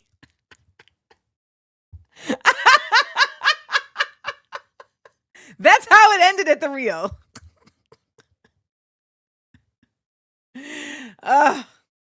So delicious. So delicious. We had the conversation. It just happened. Right. Cash us outside.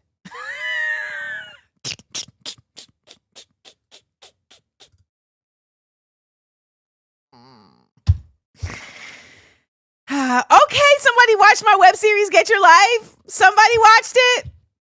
I think my web series was so good. My web series, I really appreciated my web series. I think my web series was so good. It's available on my Patreon, by the way, y'all. I love my web series, Get Your Life. Thank you, Melanated Bookworm. I made it with $24,000. And I really think it was a really good show. It did not get the love that it deserved. No, Matt Horowitz was not a full piece of crap. Matt Horowitz is caught up. Matt Horowitz is caught up in the mix. I mean, that's just what it is for so many people. They're caught up. Some people are full pieces of crap. He was not a full piece of crap by any means, but he's caught up. And I wish people weren't caught up, but that's what it is. That's where we are. You know, I learned that's just what it is. Speaking of where we are, so we actually got, this is, I wouldn't say it's good news, but it's just nice to see people not sitting down, right? Not laying down and saying, yeah, this is fine.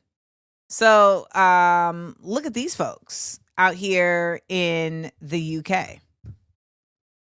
Submission to the war crimes team at the Metropolitan Police, we are calling for a full and urgent investigation and for criminal prosecutions. It covers alleged offences committed in Gaza from October 2023, and the submission provides evidence against 10 Britons who we say committed war crimes and crimes against humanity while serving for the Israeli military. Investigating British nationals is necessary, it is feasible, and it is proportionate. We're standing on the brink of the collapse of the rule of order because certain states have taken it upon themselves to act with impunity. We have to stand up and be counted on behalf of those who are endeavouring, like today. And I think that the United Kingdom should be lending support to the ICC.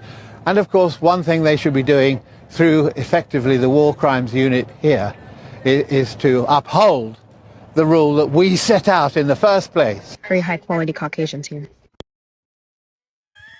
That young lady with that very high quality Caucasians is my favorite thing ever. And I need to find her so that I can bring her on the show because I really love it. Very high quality Caucasians here. That video that's a part of the video she made about going to Ireland. She stopped by Ireland and said, there's very high quality Caucasians here. So this group is PILK Campaigns. All right. PILK Campaigns. And PILK Campaigns are actually a community law center in the UK who are working to fight injustice. And they've compiled an extensive report detailing the crimes, who committed them, and they delivered it to Scotland Yard saying, like, listen, we about that life. The dossier is only the tip of the iceberg. They said they are thought to be hundreds more British Israelis that have returned from Gaza. And upon their within their brief, they're listing as crimes against humanity. They're listing crimes that include, murder. They're listing crimes that include famine, you name it. So I want to point out, though, sometimes we see stuff like this and we're like, first of all, I hate when people do this. I hate when people ask, are we surprised? I consider that to be an irrelevant point. The people say it all the time. And it's like, it doesn't matter. I don't know. I'm not sure why people say it. And I'm such a literal person. So when people say it, I take it literal every time. And I'm like, it doesn't matter. It doesn't matter if we're surprised or not surprised. It's just funny. That's why she uses Caucasians, because it's just funny. But I agree with you, but it's just funny. That's why I say high quality whites versus high quality Caucasians. I made it high quality whites. So when people do stuff like this, it's just annoying. And that annoyance is what ends up being the thing that eventually shifts the whole thing. It's a continued effort at annoyance. It's a continued effort at disruption. It's a continued effort at just being a problem, because they end up having to use resources to deal with these things. And yes, Reese, 2 Labor MPs were rejected by Israel to visit the West Bank, which serves them right, considering the pandering they've been doing to Israel since October 7th. Now, this is interesting because this is not how it was reported here in the U.S. I didn't realize that they were pandering to Israel and now they got rejected. I thought they were 2 MPs who were trying to actually be about something and got prevented from being about something. So you see, this is why we have our global presence here at Views from Amandaland. This is why it's so important. Okay? This is why it's so important, because that way we're able to see the real way things, like I showed you yesterday. You had Marco Rubio acting like he sat down with the King of Denmark or with the Foreign Minister of Denmark and had a hangout, when in reality, that ain't what happened at all. Y'all talking about Get Your Life 2.0. Y'all really be wanting to give me jobs. Y'all really want to be giving me jobs. And I don't got the bandwidth. Not Get Your Life 2.0. You know how hard it is to shoot something? By the way, I don't know if y'all know this. I edited the first season of Get Your Life.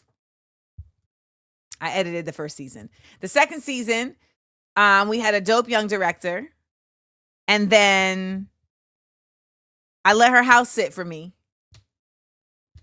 And she let her dingy, grungy white boyfriend spend the night at my house, even though I specifically said that was not allowed.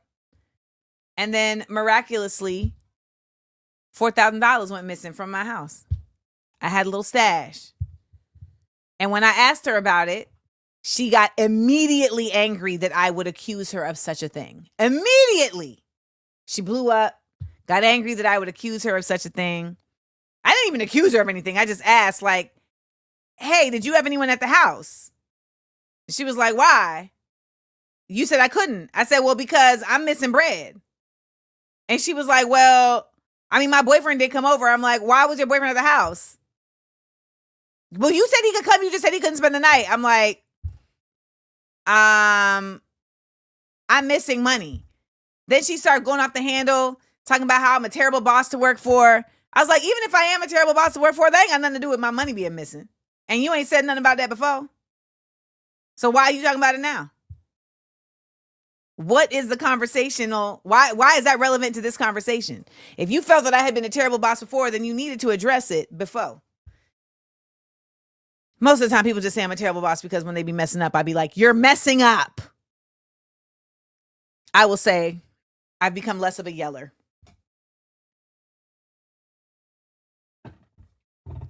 Yeah. So I never got my money back. And I spoke to a psychic, and the psychic was like, her boyfriend took your money. Y'all be saying I'll work for you. I'm hard to work for. I'm hard to work for because I'm a perfectionist. So I have to have people work for me that are perfectionists. And, you know, I'm quick to raise a voice. I'm not going to yell, But when I speak, I already speak loud. So off rip, people be feeling a way about that. I already speak loud. So this is my natural tone of talk. Okay? This is my natural tone of talk. And everyone's fine with that until it's being directed at them. Like, everybody's fine with this when it's at somebody else. But then when I'm talking to you, I'm like, why didn't you do that? Why did that not happen? Now it becomes, we're on first 48. So then they feel some type of way because now the energy is coming at them. And I'm a lot of energy, baby. I'm a lot of energy. So when this energy is coming at you, you got to really be standing on your own too. I had a homegirl that was doing Smart, Funny, and Black with me. And I loved her. When I tell you I love this woman, I loved her. Like, loved her. And she had helped me when I was, bringing Smart, Funny, and Black to come to True TV. And her name was Narelle. And she had helped me when I was bringing Smart, Funny, and Black to True TV. And I got her the job as the what's it called? The head writer. But there's a way that you got to carry stuff. Like when we're doing the writer's room, you can't be on the phone with your man when we're supposed to start the writer's room. You need to be off the phone with your man. But like, this is the thing. Andrew said accountability seals. I'm accountability seals.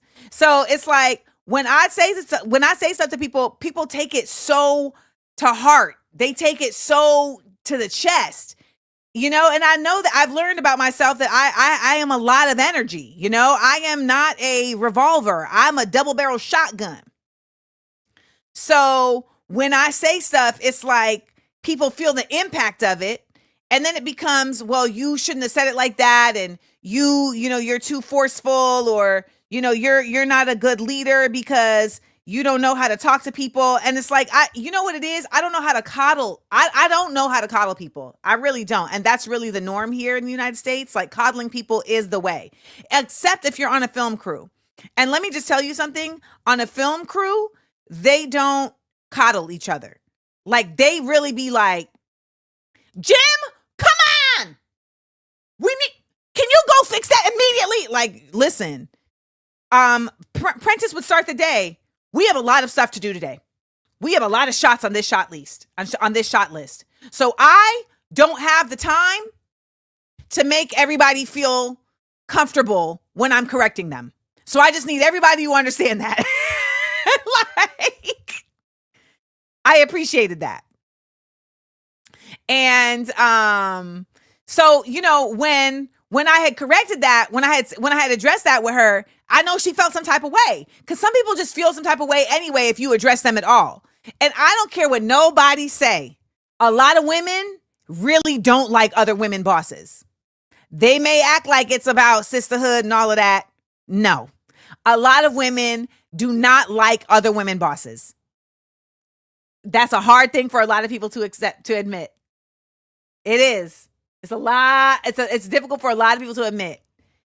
And particularly when they may feel like they're smarter than the other person, or they may feel like they're more qualified than the other person. But at the end of the day, I think it comes down to even just gender. A lot of women do not like other women bosses. They just don't. And, Andrew says the newsroom is the same way. Yeah, like there's no, like we're getting it done. We have to get it done. Same in the operating room. Get your feelings out the way. I'm not trying to hurt your feelings. I'm just trying to get the scalpel. So that's how I exist. I'm just very but people want a lot of extra words that is more about them feeling more carried. And I just kind of don't have that. So I have it when it's needed, but I don't always feel like it's needed. And I think somebody in here pointed this out, but I also give people Felicia pointed out, I give people props. I'm giving you your props. But I know that a lot of the reason why there's this whole like Amanda Seales is difficult narrative is because I really have not been the kind of person who will mince words around where I feel like I have been wronged, or I will call you on the demand. If we have an expectation, why can't I state what the expectation was? So like, for instance, me and Norella ended up falling out because we were doing a show in Atlanta.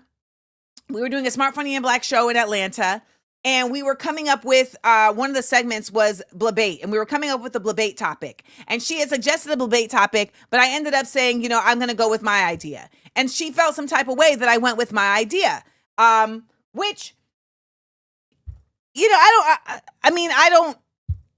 I don't know why that was the case, because I was always praising her.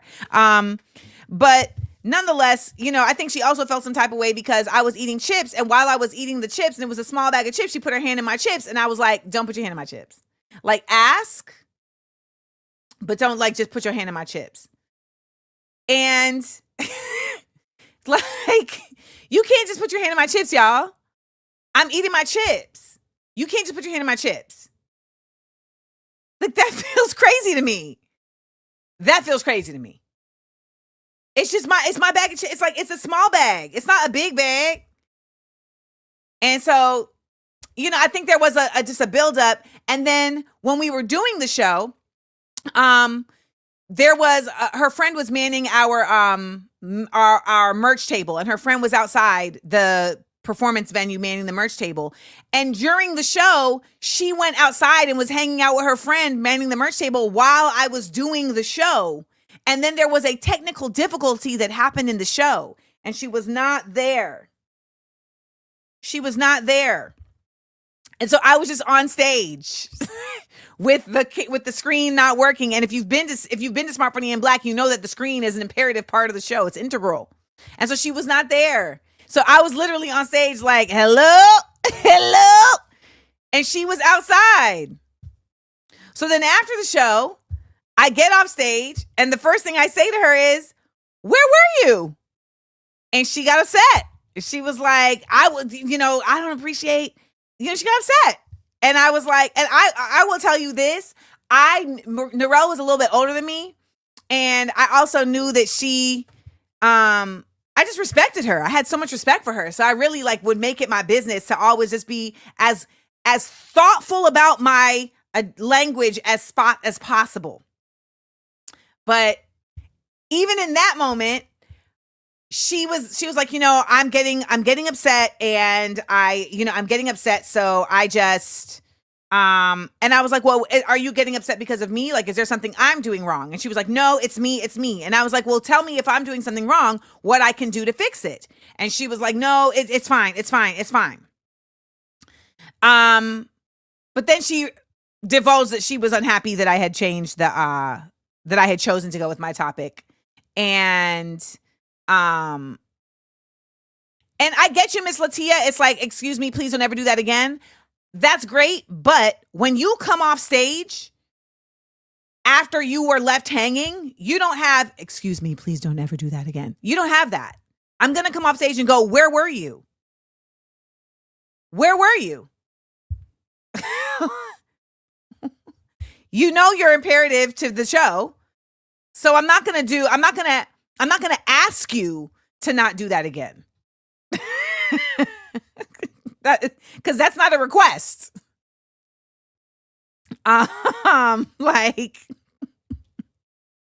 So Andrea said, I naturally speak loud. Why you yelling? You talking too loud. Like, I'll literally just be talking like this, and people be like, why you yelling? I'm like, I'm literally just talking like this. Yes. There was a passive aggression there. It's unfortunate. I really loved her. I really felt like she was my sister. And for quite some time, she really helped me get through some things. And she's top of mind because I was going through my journals because I'm writing the book. And Latia said, I was still talking about the chips. Got it. Because I was going through my journals. And so basically what ended up happening was that after that, I ended up having to fly I was in Atlanta. I had to fly somewhere. And I didn't hear from her for 2 days. And then she sent me an email. with like 7 reasons why she didn't want to work with me anymore. And that was that. And I've never heard from her again. And, you know, I beat myself up about that for a long time. I beat myself up about it for a long time. A long time. Until I had to just kind of come to the understanding of, like, people are going to do what they want to do. And when people have their own ideas or their own ways of doing things, like, you can't really change that. I made such an effort to show up for this person in a really legitimate way. And it didn't matter at the end of the day, because they had in their own mind what they had in their own mind. And so it's like, and what's crazy is that she is the person who literally taught me the 4 agreements. She literally put that book in my life. And no, I never attempted to reach back out to her. For what? You did me dirty. You left me hanging. Then you left me hanging again. Then you sent me an email instead of having a conversation with me. And in that email, you make mention of 7 things that you've never mentioned to me before.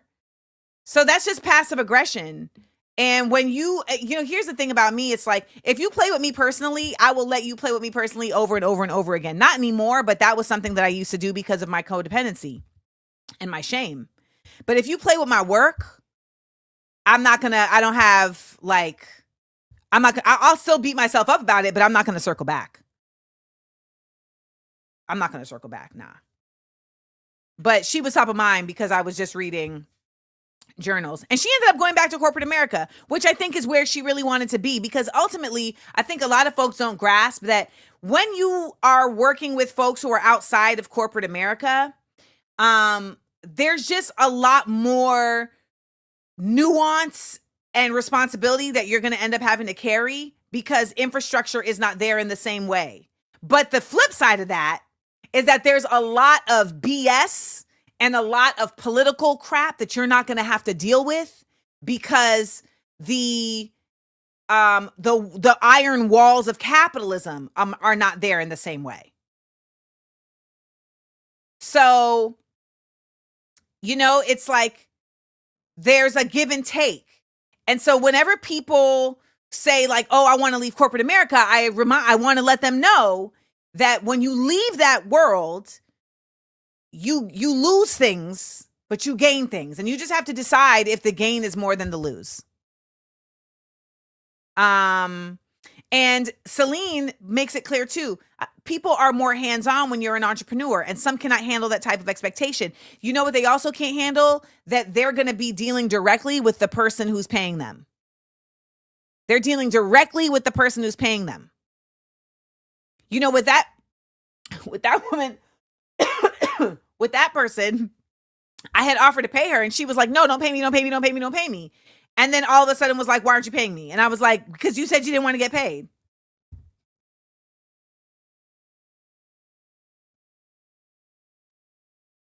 And so Jonathan Gonzalez points out right here, corporate America gives lots of space to be yes. Yes. When you're working directly with the person who's paying you, there's no space to be yes. I see it.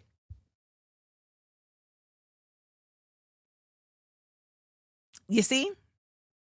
So I know someone in here, Jamia, was like, you know, I want to leave corporate America. And I just want you to know that it's an actual meritocracy when you leave corporate America. Patricia said, we're on YouTube now while working. It's an actual meritocracy when you leave corporate America, because I'm here and I can see you.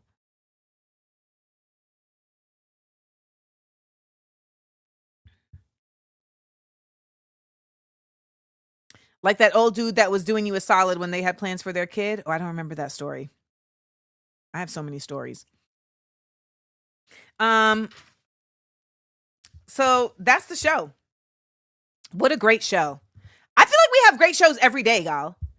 I feel like we have great shows every day, and not just because of me. It's because of y'all. It's because of the guests. Like, it's the confluence of things that really allows us to have great shows every day. And I'm sorry, what? Martial law starting on 4/20. What? Hold on.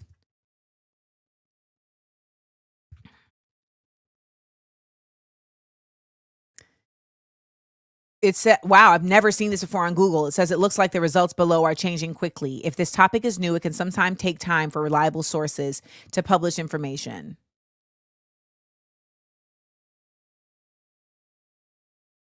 Someone said, I'm hearing a lot of rumors about martial law. What does FWI stand for? I always think it's for what it's worth, and that's not it. That's not what it is. FWI. Then I'd be like, it's F with it. Like, what does FWI stand for again?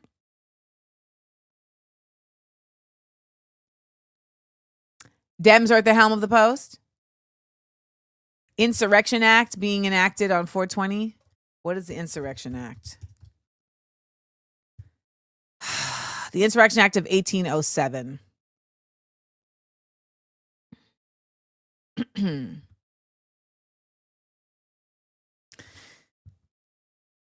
On Inauguration Day, President Donald Trump signed an executive order declaring a national emergency at the southern border. The order requires both the Secretary of Defense and Secretary of Homeland Security to submit a report with an update on conditions at the border. This is from app.com. I'm not even sure what that is.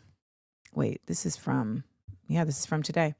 Within 90 days of the date of this proclamation, the Secretary of Defense and the Secretary of Homeland Security shall submit a joint report to the President about the conditions at the southern border of the United States and any recommendations regarding additional actions that may be necessary to obtain complete operational control of the southern border, including whether to invoke the Insurrection Act of 1807. Less than 2 weeks from that deadline, April 20th, social media posters are speculating that decision will include martial law. Other than what is stated in the Southern Border Executive Order, no other statements have been made regarding the possible invocation of Insurrection Act of 1807. The Insurrection Act of 1807 is a federal law that empowers the president to deploy the U.S. military and National Guard to suppress insurrections or domestic violence. Insurrection Act versus martial law. So just like with the Insurrection Act, martial law also involves the imposition of military control. The key difference is that military involvement through martial law is much broader. First, martial law applies broadly to the whole nation or large regions, whereas the Insurrection Act is typically invoked for localized unrest or rebellions, such as the '92 Los Angeles riots. Second, under martial law, there is a broad suspension of civil rights and liberties, such as freedom of assembly, speech, and the right to a fair trial. Military commanders replace civilian authorities, and courts might be replaced by military tribunals. So this is interesting, too, because I saw someone say this recently, but it's like the military... I'm curious if they're really about this life. You know?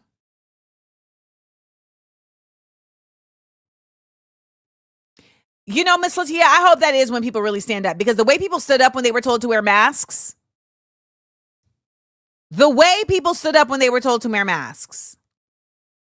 like, we're bringing out the guns. You're telling us to wear masks. Not even the vaccines. Once it got to the vaccines, it got worse, but just being told to wear masks was just OD.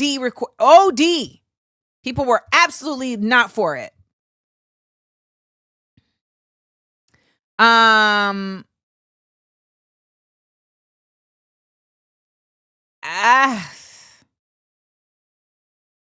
Most military personnel only know how to follow orders, but it depends on who they're getting the orders from.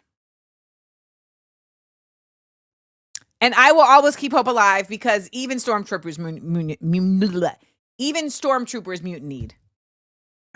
Okay. Yeah, that's what they're building, a militia. But to that point, I don't know if the military is gonna like be okay with that. I don't know. It's just The fact that we're even having this conversation. They sure did plan to kidnap the governor of Michigan over lockdowns.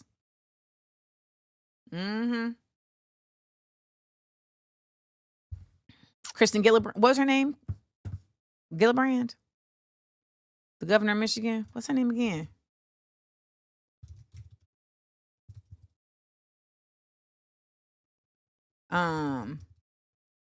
Whitmer. Gretchen Whitmer. That's right. Gillibrand is Arizona, I think. Gretchen Whitmer. Kimberly says a lot of military is not happy with what's going on. So we'll keep let's keep each other posted on how this is continuing to develop. And this week's episode of Small Doses Podcast is Side Effects of Transparency. And you can check it out wherever you get your podcasts. And here's a little clip.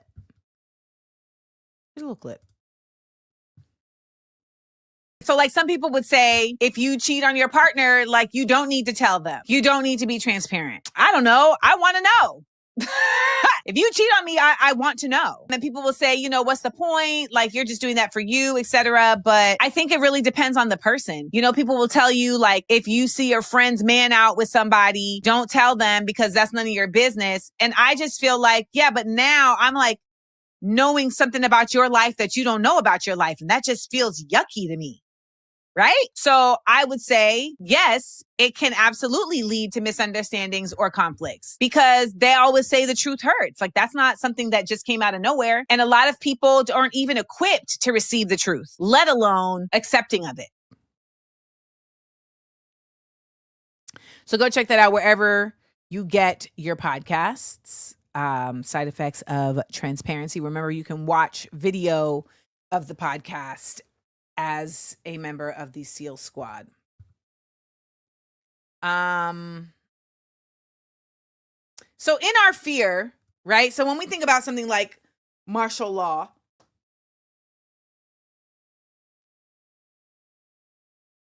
we think about what is their goal? The goal of martial law is to suppress uprising. That's essentially what the goal of martial law is. To suppress uprising. And so they know exactly, Camilla, economic depression loading, but the two are connected. Economic depression loading and now maybe martial law, because that's how the two work. So it's definitely one and the same. You know what, Andrew? You got to be a full Joe I want to know feel when it comes to that. I want to know. Yeah. So just as a side note to that episode that I was talking about, if I'm dating somebody and you see them out in the street and you don't tell me, I'm going to fight you. Please don't call me Mandy. That name is only reserved for old Caribbean people who have known me since a child. And people I'm having sex with. Nobody else can call me Mandy. Oh, well, yes, Libby's probably watching outside of the live, but she's like, you liked her more than she liked you. Yes, that has been the story of my life with friends, which is why as I came into my evolution and my awakening, I was able to realize that, oh, you are a codependent. You be liking people more than they like you. So you need to shift on who you consider your friends to be. And really look at their actions. And really let that determine. Because this is a continual problem. This is a continual issue. I'd be like, oh my God, I had no idea that you did not rock with me like that.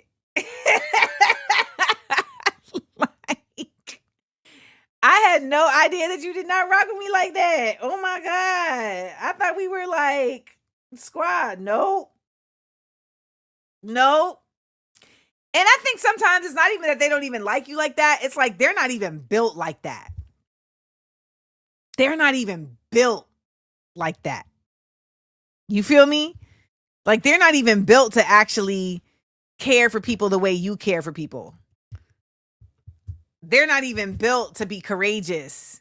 So sometimes it's not even like, again, it's not personal. It's not personal. Everybody is who they are. And sometimes people just, y'all ain't cut. Y'all ain't cut the same. Y'all ain't cut the same. So there's that. Now the legend said, hey, truth hurts, but if I find out you knew, I'll look at you sideways. Facts. If I find out you knew about my life before I knew about my life, I'll never look at you the same. This is my last story for the day, y'all. This is my last story for the day. When I was in college, my college roommate was a TA. I was a TA for one professor. She was a TA for the other professor. So my professor that I was TAing for ended up leaving school at the end of the year, which left at the end of the semester. This is our senior year. She ends up leaving school at the end of our semester.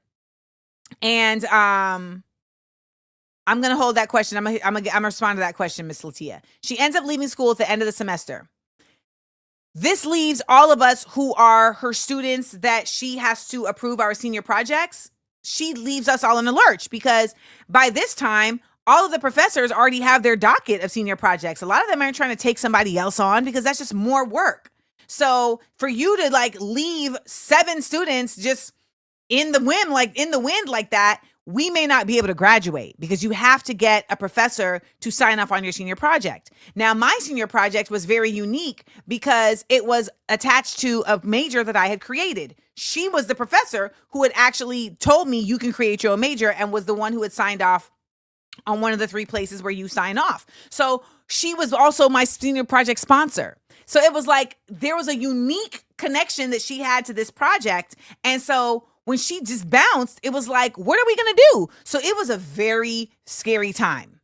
And it was literally just because of the kindness of Professor Mamani Matlauco, who ran into me in the, a damn stairwell, and she saw my face and was like, Amanda, what is going on with you? And I was like, oh my God, what am I going to do? What am I going to do? And she was like, tell me what the problem is. And so I explained to her the problem. And she was like, I will be your project sponsor. And I was like, wait, what? And she was like, I would be your project sponsor. You just have to say F them. Shout to my body. F them. I would be your project sponsor. Do not worry. You will be fine. So shout out to Mamani Matlauco. Okay? Because who's in South Africa now. But my roommate knew that my professor was leaving. She had known for like 2 months because the professor that she had TA'd for, that professor had told her and said, keep it a secret. I said, keep it a secret? What you mean she told you to keep it? First of all, why would you tell me if just you knew at all anyway? But she was like, well, you know, she told me to keep it a secret. I'm like, keep it a secret for what? I live with you. I've lived with you for 3 years. This is a white lady you just met this year. Adrian, her name was Adrian. Why? Why would you be protecting her secret and ruining my life? Miss Latia said, dome off. Bro.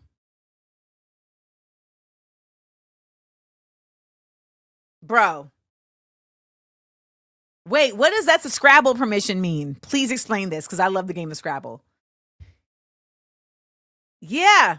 You living with me every day. You watching me panic. You're watching me panic. And you notice?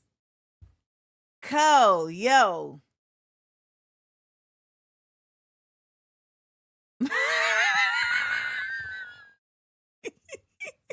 Zeus said, I would have texted everyone that knew her while she was telling me. So let me have a little moment with y'all real quick. When I tell these stories to y'all, it's healing. Because one, I've gone through a lot of therapy and a lot of awakening and a lot of soul searching to understand myself better. And so when I tell these stories from the perspective of someone who has cleared the clouds of shame, I'm able to see them from a much better, a much healthier point of view. But I also just, as you can tell from the stories I tell you, like I haven't had a lot of support in my corner in that way. I've had like pillars, right? But like it was still like they were the minority against the majority. And when I'm writing my book, I'm like, dang, like this, you had a lot of the situations that you're naming. It makes you look like you were always right. And it's like, I haven't always been right. I also don't live in being wrong. Like I really, really don't have a lot of, like, I'm not duplicitous. I'm not manipulative. Like I don't do sideways stories. Like there's no like stories about me, like stabbing someone in the back or cheating somebody or sexually harassing. There's no stories about me, getting, just being nefarious. Like that's not like the stories of me being wrong are like me raising my voice, me, being, me raising my voice. That's a lot of the me being wrong, me yelling. Me yelling is like my number one being wrong issue. Me yelling. Me being like really mad. Yelling. And so, like that, but I also know that comes from also my upbringing. I was in a house of yelling. Like I grew up being yelled at. I was just yelled at all the time. I was yelled at by my mama. I was yelled at by my coach. I was just yelled at all the time. And and then like I get in trouble for reacting to the things that people do to me. So, yes, I'm being harsh with words, but the harshness is me being direct. It's like, am I being harsh? I'm being direct. And that's typically in response. So the harsh with words is also subjective. Like some people would say I'm being harsh with words by saying like, I really didn't appreciate how you handled this. That's me being harsh with words because they would have preferred for me to say, I know that it probably was not intentional and that you weren't making an effort and that you weren't doing this on purpose. However, this affected me in this way. Like that's how a lot of people want to be spoken to. And I understand why they want to be spoken to that way. It's much easier to take things. But yeah, Miriam said yellers with 5 Z's. Yes. So, there, there's a lot of healing that happens when I'm relaying these stories to y'all and y'all are like, what? And I want you to know that I don't be leaving out stuff. I tell the story like George R.R. Martin. If you read George R.R. Martin, he doesn't put feelings. He's just telling you what happened. Catelyn Stark was at the red wedding. She looked around. There was glee. But something didn't feel right. And she looked over at Roose Bolton, who was sitting there, and she pulled back a sleeve. And, so someone here in the comments is like, have you tried that more gently approach? It doesn't matter. It doesn't matter. The more gently approach does not matter. People don't want to be addressed for being wrong. Period. So there's that. They don't. Whether you do it nicely, you do it sweetly, you jump through all the hoops, it don't matter. They don't like that you. And let me tell you, one time I had purposely went about this effort of correcting somebody and letting them know that we were no longer going to work together because of, and then I listed several reasons, and we had a conversation about just the ways in which that they were not showing up, etc. And then when I spoke to their boss, their boss was like, "Oh, he didn't know that you were serious." And I said, "What you mean?" He said that he had told his boss, "Well, she said everything so nicely that I didn't think that she really meant it."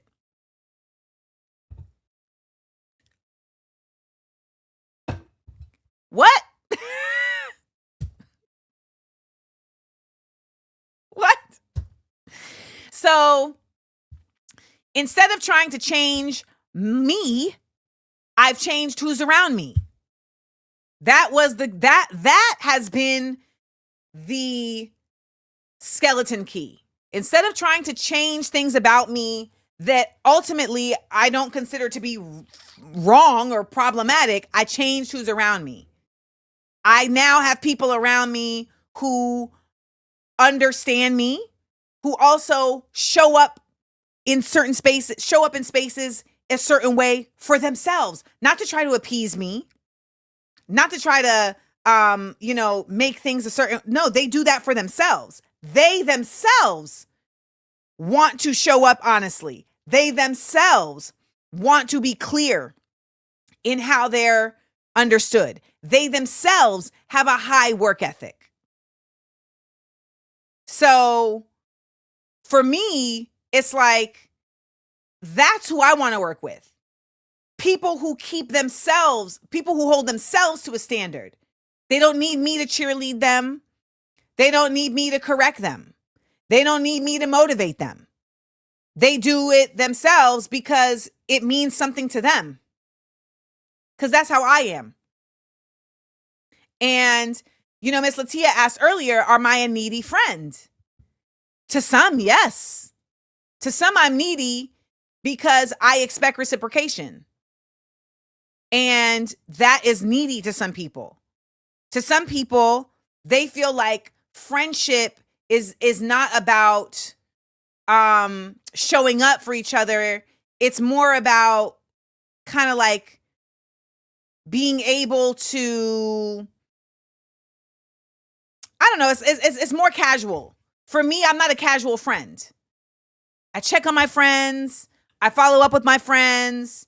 When I don't, I'm mad at myself and I apologize to my friends. I seek out my friends. I hold my friends to a very high standard. I hold myself to a very high standard with my friends. So when people who consider themselves my friends don't do that with me and I address it, that becomes a problem. You're not supposed to address it. You're not supposed to get angry with your friends. And their view of friendship is different. You're not supposed to get angry with your friends. You're not supposed to have disappointment in your friends. You're not supposed to, for instance, if I don't like being canceled on. If you're canceling on me, there needs to be a legitimate reason, because the way that my brain works, also the way that my time works, is I don't have a lot of time and I don't have a lot of brain space. So when I make space for you, it means something to me. It's not casual for me. So if you're going to cancel on me, it can't be casual. And my friends who get me and respect that, understand that. They're not going to casual on me to go smash. Any friends that have canceled on me to go have sex, it's a wrap. It's a wrap. And people think that's, some people think that's corny. Some people think as a friend, I should understand. No, I don't understand. I don't understand. I don't understand your carnal needs needing to be met in place of the dinner that we've had planned for 2 weeks. I don't understand your carnal needs needing to be met in place of the plans that we just discussed 2 days ago of you coming to the house and I'm like organizing stuff. No. So that's the kind of friend I am. And I thought for a long time that was wrong, that I was too much. Like I remember I had a friend who just was like, you're just too much. You be wanting me to call you back. And so, when I talk to the Amanda Landers, I feel like the Amanda Land is the land of the too much. Majority of us in here have been told at some point in our life we are too much. We expect too much. We demand too much. We're too loud. We're too moral. We're too much. And that feels really painful when you're a kid.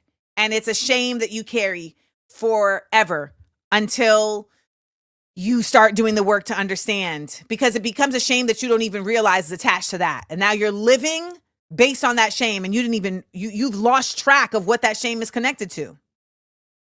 So, my whole career in entertainment, I've been too much. I've been too direct. I've been too picky. I've been too serious. I've been too meticulous.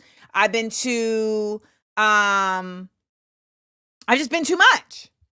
And that's because I'm in a space where those things are attached to accountability. They're attached to elevated quality. They're attached to intellect. And those are things that people just don't want to have to be held accountable for. So it's like that, and for what it's worth, like, if you come at me sideways, I'm going to come back at you sideways. And I've also spent a lot of time behind a mask of defense that would then have me sometimes come at people thinking they were coming at me sideways, even though they weren't. Do I have anyone in my life that is narcissistic? Yes. Are they still in my life?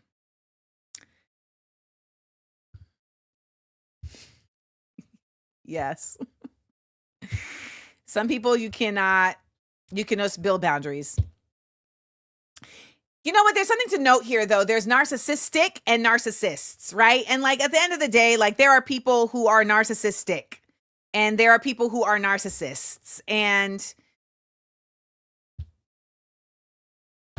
you gotta just kind of manage your way through. But what I talk about in the book is how my armor that I built over years and years and years and years and years to hide, to keep my inner child from feeling the hurt of shame, eventually became my personality. And so then in my work to deconstruct that, I started to chip away those layers to, really come back to who I really am.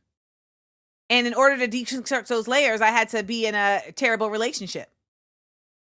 That was what it was for me.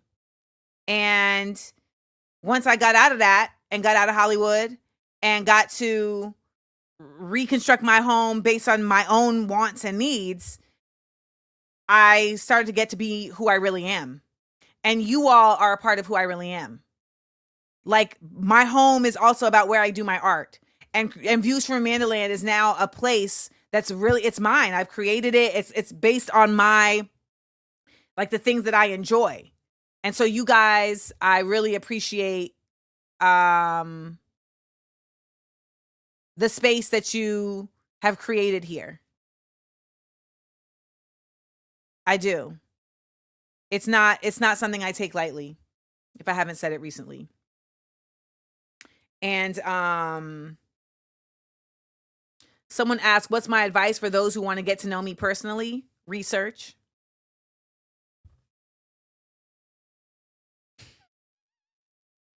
Research. Show up knowing something. Like, I can't stand the fact that I live such a public life and then people be like, I don't want to learn any of that. I want to learn it just from you. And I'm like, there's going to be plenty that you're going to learn from me, but can you at least get the basics covered so I don't got to keep reiterating it?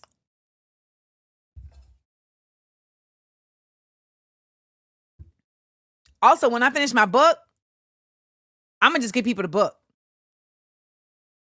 I'm going to just give you the book. I'm going to just give you the book. Start there. If after you read the book, you still want to talk, then we will talk. You had a partner tell you were entitled because you expected her to pick you up from the airport. Listen, the level of like entitled is a real thing. And I'm like, is it entitled or is it standards? Is it entitled or is it relevant expectations? My ex, while I was making Thanksgiving dinner, he went to Erewhon to get some food. I said, will you pick me up some food too? Yes. He goes, comes back. You know what food he brought me? Thanksgiving food. I am making Thanksgiving dinner. He went and got Thanksgiving food.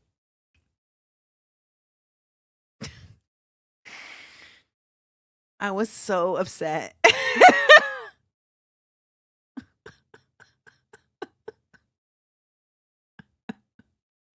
I was so upset. I was like, and by the way, cooking like really stresses me out. And I was like, why did you buy Thanksgiving food? And he was like, what's wrong with that? I was like, Devon, we're literally having Thanksgiving dinner. Why would you? Well, I didn't know what else to get you. But why wouldn't you just call me or text me? Like, I'm available. Like, why? Why do we always do this? You're so ungrateful. You're so ungrateful. Damn. You should just be happy I got you food. Should I? Should I really just be happy you got me food? And then I'm wrong if I say, nigga, I pay all the bills in this goddamn house. What you mean I should be happy you got me food? Then I'm wrong if I say that, right? Am I wrong if I say that? I'm wrong if I say that, right? I'm wrong. I'm wrong if I say that. So I didn't say that. And then he went upstairs. It's not a rom-com. It's a rom-drom. Then he went upstairs and hid in the room. And instead of helping me, played his PS2 because I was with a 12-year-old. No, a 15-year-old. I was with a 15-year-old. So, I don't have a PSA today. We done talked for like a whole hour. I don't have a PSA today. His sign was a Pisces. I don't have a PSA today. So let's just get out of here. Tomorrow we have a dope guest. Tomorrow we will be talking about the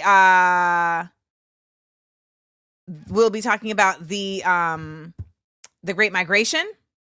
So that's going down with our guest Keonta Dorsey, the Great Migration Griot.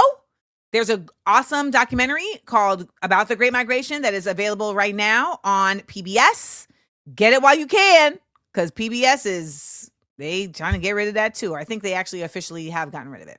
So remember, everybody, stay safe, stay sane, and I appreciate all the love. Thank you for dropping your comments. Thank you for dropping your supers. Show your love. Big ups to our guests from Proyecto Faro. We had Nelsie and Liz. They were fabulous. And if you have anything that you can donate, make sure you do so.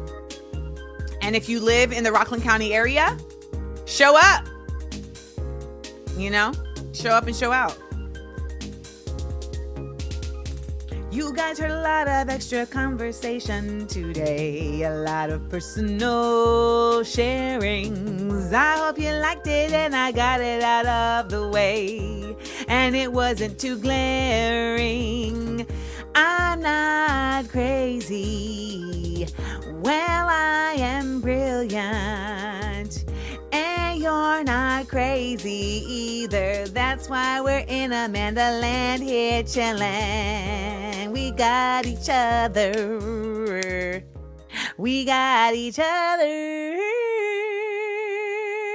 in the land of too much. Y'all, have a great one. Y'all heard so many stories. Narelle is somewhere like, why am I being talked about right now? Ooh, I love Narelle. But she didn't rock with your girl, man. She didn't rock with your girl. She chose passive aggression over direct solution. And when you find yourself in that situation, there's my PSA. There's my PSA. Hold on. Amanda Land. PSA. Today's Public Seals announcement is quick and dirty. If you find yourself in a scenario where there is conflict and you're not going to move past it, you're going to internalize it. Ask yourself this question. Do I want this person in my life? If the answer is yes, then you have to deal with this not through passive aggression, but through direct solution. If the answer is no, then ask yourself, why do I not want this person in my life? This person that I was talking about in the episode, she told me she didn't want me in her life because I bring out a bad part of her. And, you know, that's her right. That was her right. I know for me, though, I will say that when I have asked myself if someone should be in my life, do they bring out a bad part of me? The next question I have to ask is, where is that bad part of me attached to? Is that attached to their actions? Or is that attached to my work that I need to do? Because if the part of you that's being brought out that's bad is a part that is triggered by correction, if it's a part that is triggered by constructive critique, if it's a part of you that is triggered by directness, it may be worth doing some self-reflection on that, because that's not a them problem, that's a you problem. So when we do the avoidant passive aggressive thing, we're not actually distancing ourselves. In that scenario, we're not actually distancing ourselves from the problem. We're just isolating ourselves with it. And I've had to check myself on that. Like, oh, your issue right now is not that this person told you this. Your issue is how you feel about being told this. What they actually said wasn't even the problem. You just didn't like that you got told it. So it's a self-reflection that happens. And if you do decide that that person is somebody you want in your life, passive aggression is never the answer. It's only restorative solution. That's it. It's only direct solution and restorative justice practices. That's the only way that you get past that. You address the issue.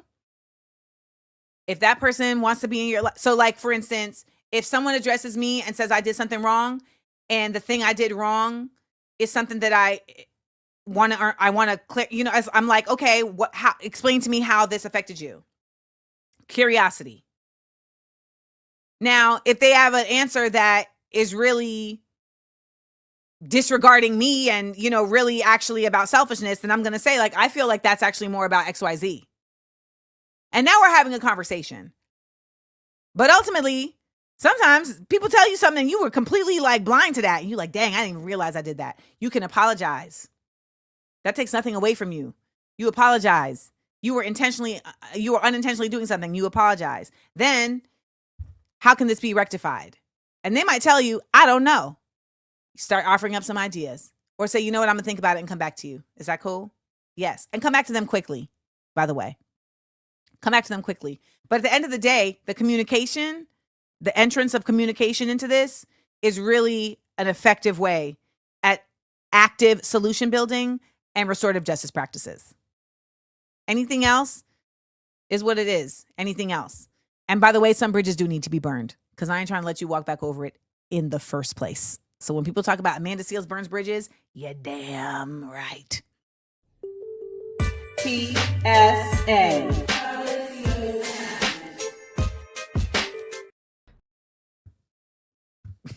30 seconds of stillness.